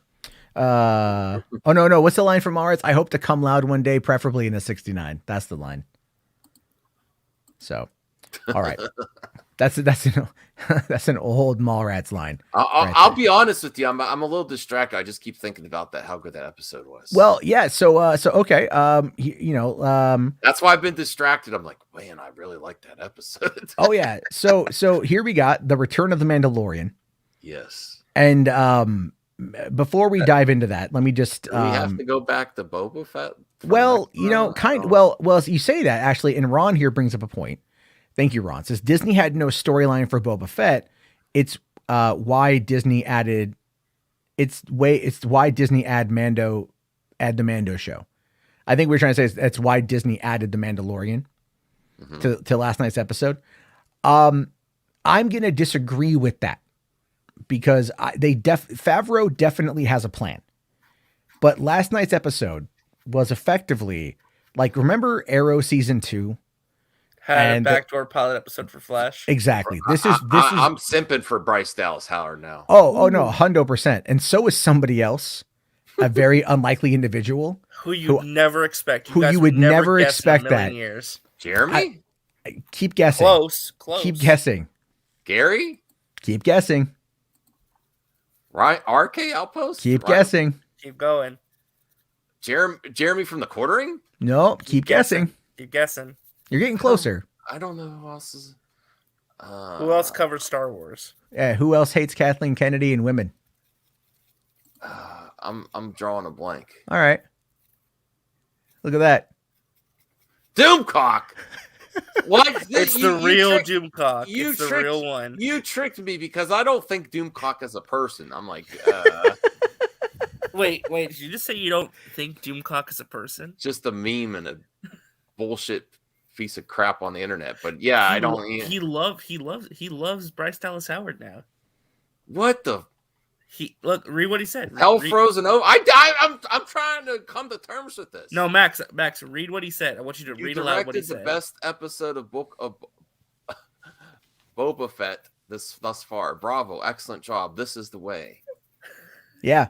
It's very rare that Doomcock likes something and he celebrates a woman doing it.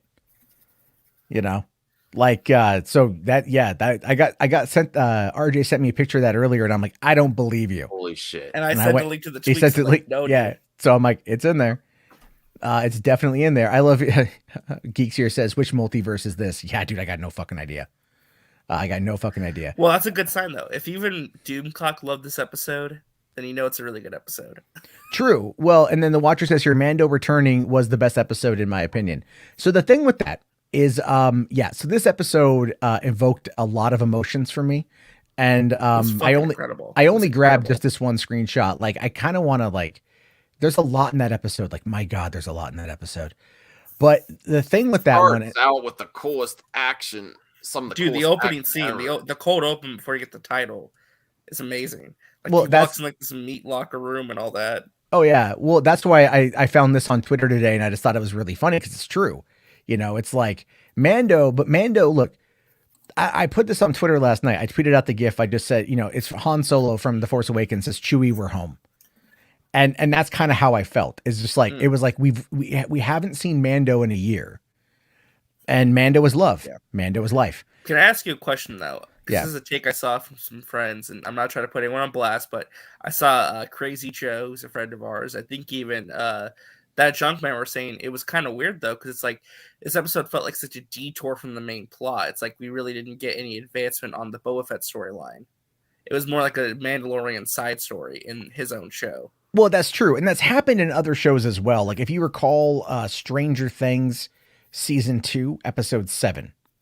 Oh, the controversial, infamous 11 episode. Yeah, where she goes to Chicago. She like leaves Hawks. Yeah, and she meets the other people. Yeah. So it's like that kind of stuff happens every once in a while, and it does kind of stop the story dead in its tracks. But in the case of Stranger Things, there was a massive cliffhanger the episode before. So it's like, right here, the cliffhanger was we need muscle, money buys muscle. And then you hear Mando's theme and you're just like, oh shit, they're going to get Mando. Yeah, it sets you up to expect it. Yeah. And then the next episode is like, hey guys, hi, you might know me. I'm the Mandalorian. I've been around before. Here's my story where I've been for the last little bit. And then we're going to spend half the episode working on a Naboo starfighter. And guess what? I don't fucking care. I like died with bombs comment. So hold on. Let me find it here. I intend to roll for Boba and then Mando. I tend to roll yeah, dude, that Darksaber action sequence was incredible. He was chopping dudes in half, stabbing them, cutting them in half. He cut the dude's head off. Like I was surprised how violent it was. Next episode, though, I don't know what's going on. You're getting both, Max. You're getting both of them. I don't know. All right. Well, he said I have to do something first. Yeah. I don't know if. And I know this ties in. Yeah, I know this ties into like your main topic and the main theme of this, but it's not a good look for the show when the best episode has nothing to do with Boba Fett. I'm just saying. And I know the last 2 episodes are probably going to have much more Boba Fett focus, and that'll be fine. But the fact that the Mandalorian had to come and save the day for this show is really weird. It doesn't matter. It got people back. I mean, it could have been a better ride, but eventually we're getting there and we're going to the next. Well, the ending's going to be amazing. The ending of the show is going to be amazing. Right. So if it got people back, they might go check out the pack episodes. If not, it's not a smooth ride, but it's getting there. So. Well, okay. Also, I'll say this, right? So, I do want to say one more thing. Yeah. If imagine if this season didn't have this and it was just more of the same of the previous episodes, this is definitely a win.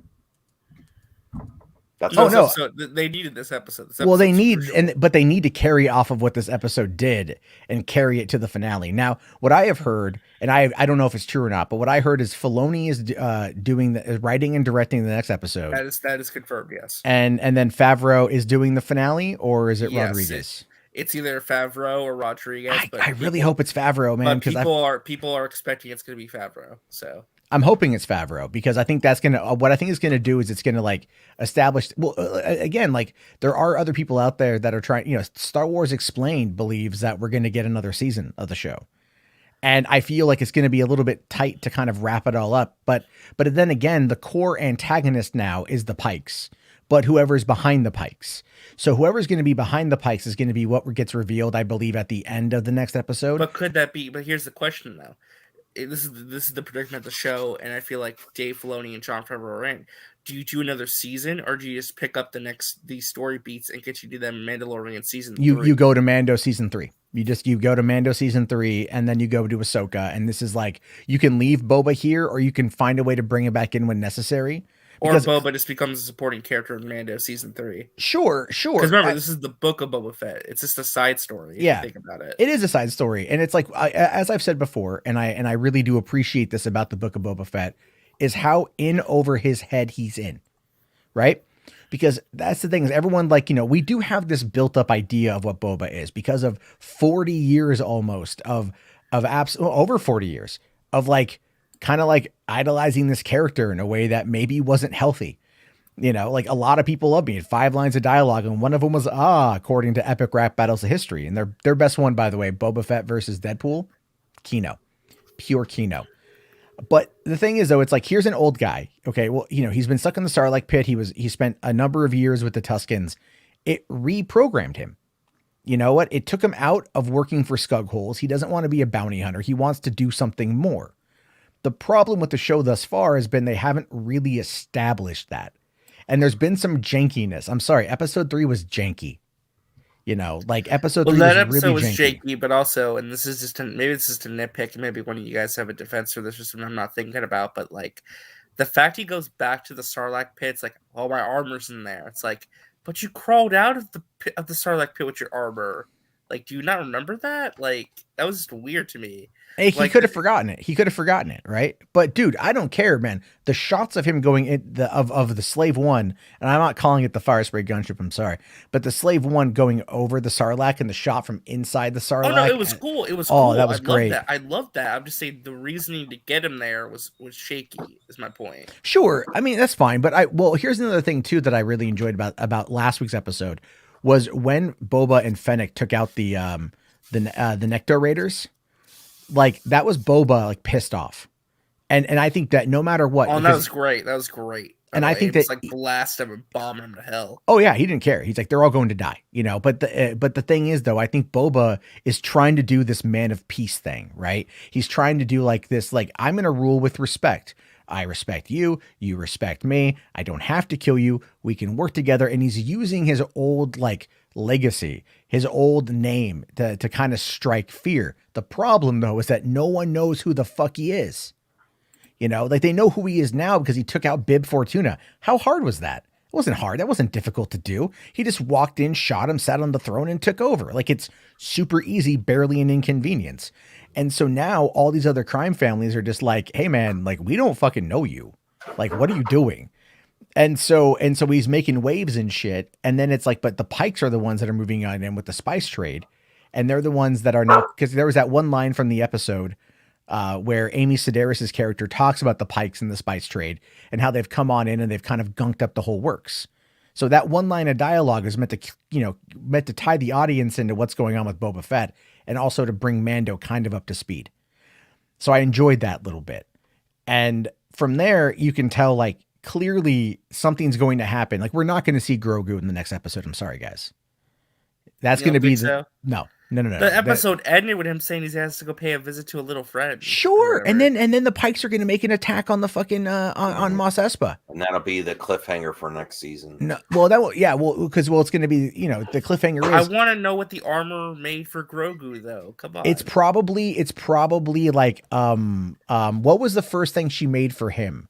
It was the shoulder piece, right? What was the shoulder piece called? But something like, maybe she made him like the clan of 2, like the little she branded it. It was small. Oh, who knows? But what I liked about that, though, was that if you go back to like the first season of Mando, when I think it was in episode 1 when he brings her, no, it was episode 2. He brings her the Beskar, and they talk about like extra Beskar goes to be making armor for the Foundlings, and that's how he was given Beskar, because it was given to him. And everything else. And so that's a great theory. Yvonne, is that how you say his name? Yvonne, the Mudhorn necklace. It could be a Mudhorn necklace. Oh, it could be. I think it's going to be a Mudhorn thing. Yeah. I think they're going to do a callback to that, because that's his clan. Because she had made a comment in this episode about like about his clan, like his growing clan. Dude, so much happened this episode. Like he got outed from his little tribe. Like Paz. How Vesla. about even that city on like in outer space on a ring? Oh, basically never the seen Halo that. ring. I know. I'm like, dude, they did Halo before Halo. I know. But still, they haven't done anything like that in Star Wars yet. Like that. That was cool. Yeah. Hold on here. King in the Golden State says, I find it funny that Mando had to take the space bus to Tatooine. That was funny. It's like in the choice, like no weapons. It's like he has to take all his stuff off slowly. I'm like, don't you leave that. Me and a friend were watching it live, and we were just like, if he loses that Darksaber because someone steals it while he's in the space bus, I'm gonna be pissed. I thought it was pretty funny though. Thankfully, nobody stole it. I just like the line is all like, I know where everything is, and just because he's like, well, because he tried pulling. If you try to notice, he tried pulling the "It's my religion" card, right? Oh, I yeah, thought that was great. Weapons are my religion. Yeah, like religious. I'm a Mandalorian. Weapons are my religion. Never mind. He just got booted out of being a Mandalorian, so he's still trying to use the card to get them to like religious freedom and shit. And they're like, See, that's put it in the box. That's the question, though, right? Because isn't the armor basically like they're part of like an offshoot tribe of Mandalorians? Well, okay. So even though she says he's not a Mandalorian, technically doesn't mean anything. Well, other Mandalorians running around. Yeah, okay, but you have to understand what we're talking about here is literally Death Watch. All right. So Death Watch in this case, Max, did you ever watch the Clone Wars show? Yeah. Okay, so like who Death Watch is, obviously. Mm-hmm. So I mean, look, Death Watch, they're the ones who are more of the religious extremists. However, the show kind of modified that a bit because even like Paz Vizsla's dad, took off his fucking helmet. Bo-Katan took off her fucking helmet. Like they didn't live underneath the helmet. So whatever they were on Concordia, because she mentions the moon of Concordia, and that's they where were things changed. and that's where that is where they had their base. That is where Death Watch was. And so obviously, like, there was all that shit. What I thought was interesting though, was like, when she's talking about, but she's also kind of being hypocritical because, she might be like maybe like a pastor or a figurehead in the religion or whatever, but clearly Death Watch didn't adhere to all of those things. So it shows you that there is a hypocrisy, and that's kind of what Bo-Katan was talking about in like the last season when she mentioned that those guys were the fanatics, that they were a religious cult. And so that is now what's left. So the idea there is kind of like, remember, I kind of look at it like this.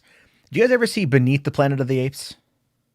Beneath the Planet of the Apes? No. Right. Matt. Oh yeah, dude. Oh my God, RJ, you gotta watch it. It's so good. It's a sequel to the Planet of the Apes. It's like from 1969, I think. Is it the direct sequel? Yeah, like the direct sequel, yeah. Where they go, it's like you got like Charlton Heston and Roddy McDowell and the other chick. But anyway, they go underground and they find humans, but the humans worship a nuclear bomb.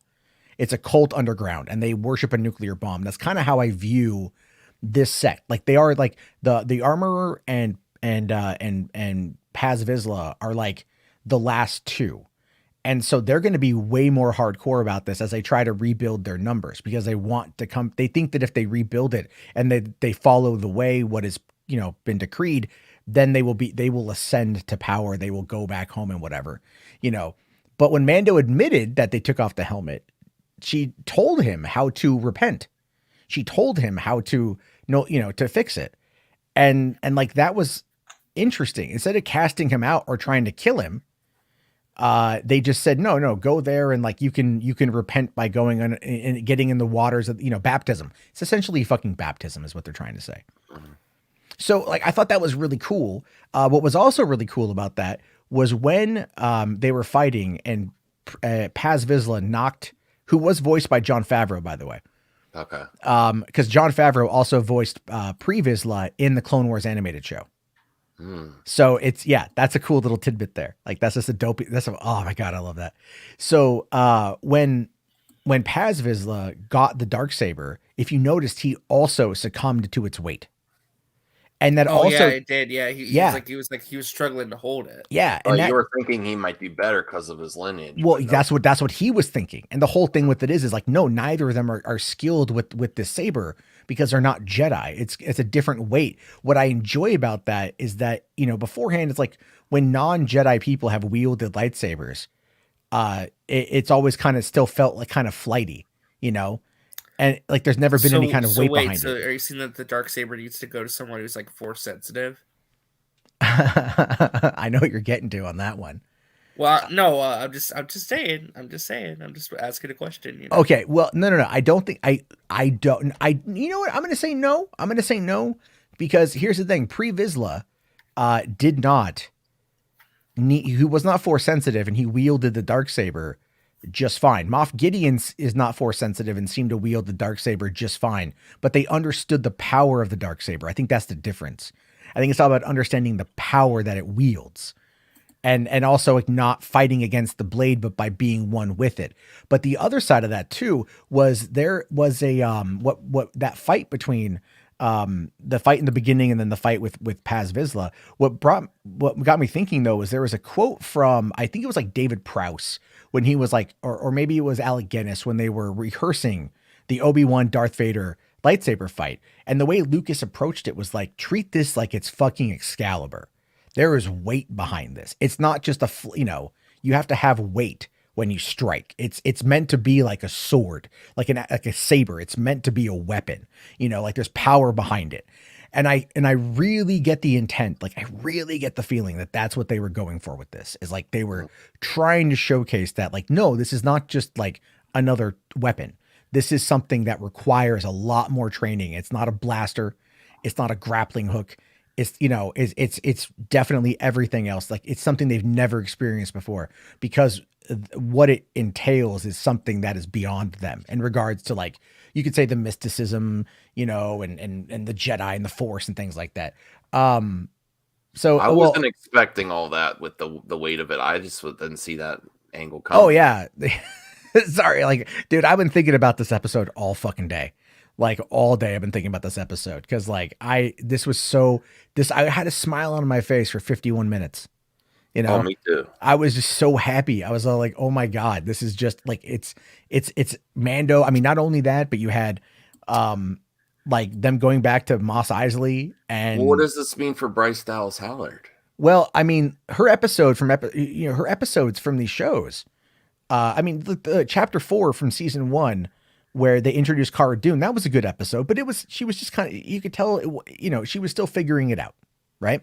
Mm-hmm. But then we get the chapter with Bo-Katan from season 2. I think it was like episode 3 or whatever, like chapter 10, 11. You get that episode and it's like, wow, that was really solid. Like in the year difference, she really upped her game. And then here she comes out with this episode and it even surpasses that fucking episode, which was legit. So it's like, I think someone in the comment had made a comment there about it being like genetic, Mm-hmm. And so, I mean, but she clearly, she learned a lot. I don't think they're going to give her a movie. I know that they're going to give her they're doing the Flight of the Navigator series, right? That's going to be Disney Plus. It's going to be big for her. She probably will get something Star Wars related eventually. Well, look, I would not be surprised if they opt of doing like another show and they have her direct like the 6 episodes, like Deborah Chow doing. There's been like, what if they give her the Raiders of the New Republic show, or like a Bo-Katan series or something? Yeah, or whatever they're going to be tying into, because she's really good at mixing characters. She's really good at working with an ensemble, So what if they bring her in to do whatever the Thrawn stuff? Because we know that's coming down the pipeline. Well, yeah, she can sense your excitement, Max. It's nearly 3 o'clock in the morning. Mark, I know. I got to keep her, and our neighbors get mad. All I'm saying is like there's a lot that they're going to be able to do. Yeah. These next 2 episodes of Boba are going to be insane, though. I truly believe they're going to be like really, really good. Well, they have to keep the energy up, because if they go back to like the Sand People and stuff, and I shouldn't say Sand People, Tusken Raiders, sorry. And they do stuff like that after this cool episode, people are gonna be like, what? No, they have to keep the energy up. Momentum. No, it's there. I mean, they have to keep the energy up. They obviously brought it with this one. I mean, like I want to go, like, you know, when I wrap up this show tonight, I'm going to go, I'm debating, do I watch Peacemaker or do I watch Mando again? You know, because like I watched Mando. Yeah. I loved it. Not only that, but again, like the Naboo Starfighter. Oh my God, I loved Oh yeah, the Naboo Starfighter. I'll be You know. honest. When I because obviously he was getting a new ship. Never in a million years I think, oh yeah, he's gonna get a Naboo Starfighter to replace his ship. I know. Because I still miss the Razor Crest. Because I love the Razor Crest. Well, didn't he get info on it though? Like, oh, he'll get another Razor Crest. Like Yeah. he'll get another one. But like for right now, you know, like, and I love that too about when he was up there and he got pulled over by the X-Wing pilots. Now, Andrew here, I've been saving this one, Andrew, just so you know, I wanted to get to this point. Now, Andrew doesn't like that scene, I don't think. For $10, thank you again, Andrew. Says, I gotta say, I hate that X-Wing pilots have been reduced to highway patrolmen in the Disney Star Wars. The X-Wing was the equivalent of the F-14, not a Ford, Crown Victoria, or Coast Guard cutter. I get that, but at the same time, this is in the early stages of the New Republic. You know, they're on the outer rim where clearly the Empire still has a foothold to some extent, where they're still operational to some extent. You know, like we don't know the full extent of it yet. We know from the sequel trilogy that they're out in the unknown regions. And if you've seen Star Wars Resistance, the animated show, you get a little bit of that with like them building Starkiller Base, and you find out which planet it is if you play Jedi Fallen Order. And so it's all kind of connected. And so it's really interesting. I get what you mean by that, but there was a line of dialogue from the one Asian pilot whose name I can't remember. I know Dave Filoni. Kim's Convenience. Yeah, Kim's Convenience. And I'm not trying to downplay him. He's a good actor, and I'm very happy he's in the show. He's also a huge Star Wars nut, by the way. So, but there's a line where he's like, hey, aren't you the guy from this, like, you know, there was some Empire stuff going on over there. Can I ask you a couple questions? I'm just trying to like connect the dots. That is a line. That you pay the fuck attention to that goddamn line. That is a Thrawn line right there. Like, what is the Empire doing out here? They're supposed to be gone. What am I hearing in, you know, through the weeds, because it's a lawless territory. That's kind of the whole point, is like, there's only a couple that are out there patrolling the outer rim at this point in time. And again, they're like kind of like the older cops. That's why they made the joke about the paperwork. Like, do you want to go back and fill out paperwork? Nope. Then just don't mention it. Yeah. You know, and I love that too. It's like, wait, aren't you that guy? Well, he's continuing, but not Cara Dune. You know, they have his character continuing some form. Well, that's kind of the whole point. If you know, Cara Dune is replaceable, I think they're going to replace her with Harris Abdullah, to be fair. Which I am totally fine with. And I'm wondering if we're going to see that. I'm wondering if we're going to get a bit of that with whatever her name might be, with Mary Elizabeth Winstead potentially playing Hera. Ooh. You know, or I mean, dude, I Mary Elizabeth Winstead, put a red wig on her. Oh, I mean, she's kind of got the look. You know, she's kind of got. Does she? Yeah. Look, I've been a Mew fan for a long time. Okay, that's what we call Mary Elizabeth Winstead fans. I didn't know this. Stans call her Mew. Mew. Yeah. I don't know. I like her. I always have. But who knows? Who knows if it's going to be rational here? It's like, don't do Mara Jade. I mean, if you do Heir to the Empire, if you bring in Thrawn and you don't bring in Mara Jade, that is going to piss off a lot of fucking people. Why not? Let's see. I mean, why everyone says don't do this, don't do that. I mean, what could be? We've seen how the fandom and everything.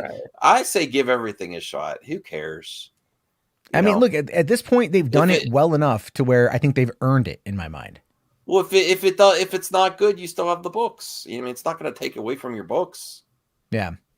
Oh no, yeah, you're right. And like, there's, I would be okay. I want to see what they're going to do with all that. Anyway, the King of the Golden State here for $2. Thanks, buddy. Says if 6 episodes sucks, the season is a failure. Look, I will not disagree. Mixed. It's a mixed bag. It's a mixed bag. It's not that, I mean, it's not one that I want to immediately go back and rewatch. I do love, like, episode 3 really did take me out of it, but episode 4 brought me back in, and this episode, my God, you know what I mean? It milked me for every ounce of nostalgia it could get and more, and I'll happily give it. Well, why do we have to say failure? I mean, it's a basis to work off of. There's mixed results. There's some interesting things in it. There's some really cool action. I still really like that train sequence in episode 2, where the Tusken Raiders in Boba take down that train. That was a really good action sequence. That was good. We got the Wookiee assassin or bounty hunter. Yeah. So there's lots of good stuff. Yeah, Chrysanthemum's dope. Right. A lot. He's been Googled. He's gonna be amazed in the last 2 episodes. He's been getting Googled a lot, by the way. I saw some results. Dr. Afra, man. Yeah. Well, maybe. Well, so also War in the Bounty Hunters too. He was in that, I think, as well. I thank you for supporting Matt with your super chat, King of the Golden State. But this is the thing with the internet. It always has to be a groundbreaking thing or a failure. There's middle ground. It was good. There's something to work off of. I don't necessarily think I need to see Boba Fett season 2 yet. Maybe this will just be its own thing, and then Mando again. Who knows? Maybe. I don't know. We'll have to wait and see. But Andrew here says for $2 says they should be using a larger ship than the Naboo Starfighter. I get you, man. It's not something he can live in, like the Razor Crest. So. I have a feeling he'll get a Razor Crest, and then he'll be able to dock this ship on it, and then he'll be able to use it for fast escapes or something. Yeah. I think he's going to keep both. Oh, man, though, but like just the way that they did the Naboo through Baker's Canyon, the Starfighter through Baker's Canyon, and it was like, I mean, they even had a shot where you had the off-ramp and from the pod race scene where all the people were hanging out there, and there was the ramp going upward. They showed that again. I mean, it was so cool. I was like, I felt like I was 17 again. That's how old I was when Phantom Menace came out. Maybe you want to go rewatch the pod race scene. So here's the question though: is Din really the one who's going to keep the Darksaber, or someone going to be the true heir to the throne? Is it him or is it someone else? It's going to go to Bo-Katan eventually. Because it is for death. Do you think so? So here's the thing with that. Bo-Katan is going to eventually turn on Mando. We know this, right? It's already that's season 3. That's season 3. But it's not that she's doing it out of greed. It's not that she's doing it out of sheer desire to have power. She feels entitled to it. She feel with her sister, Duchess Satine, and how she was murdered by Darth Maul, and how all that it wasn't Darth Maul, but it was, I forget who killed Duchess Satine. I think it was Maul, wasn't it? Wasn't it Paz Vizsla? It was right. So she's got so there's that. I guarantee you though, she's gonna be the one to fight and take out Paz Vizsla. Pre-Vizsla, I think is what you're thinking of. So she'll end the Vizsla line, I think. And it's possible that Vizsla will defeat Mando once again, and then she'll defeat him. And then she'll get it by combat, and then she'll take over. I don't know if she'll definitely fight Mando for it at one point in time. Maybe it's going to be like a Mexican standoff type scene where Mando will think that it will be him and Bo versus Paz Vizsla, but really it's going to be all three of them, versus each other. And then from there we're going to get a really interesting fight, Mando v Mando sort of thing. Yeah. Oh, it was Darth Maul that killed her. Okay, it was. All right. I thought so. I got to rewatch elements of the Clone Wars again, just because I really like that show. Or maybe Grogu is the true heir to the Mandalorian throne. There we go. That's what you wanted to say. You wanted to say Grogu was the true heir. Listen, that theory makes sense though. The Mandalorian, he's going to be the next Jedi Mandalorian both. He's going to be the next one who does both. It makes so much sense. We'll have to wait and see. In the future, not now. Obviously, he's a baby. Yeah. Well, the Watcher here says, I think that Mando will be. She failed and she won't want it due to guilt, and Mando will be the ruler of Mandalore. I feel like that is his story arc. Here's a problem with that though: is Mando is not. He's a wandering. He's been looking for family. He's been looking for purpose. But he's a Ronin. He's a Ronin type character. He's not going to want to rule Mandalore. He's got no desire to rule Mandalore. He would gladly look at the end of season 2. He gets the Darksaber. He's like, I don't fucking want this thing. Take it. You know, he's like, I don't want the power. This is not me. I don't want this. And then she's like, no, I can't take it. I got to win it in combat. Clearly setting the stage for what's going to come in the next season.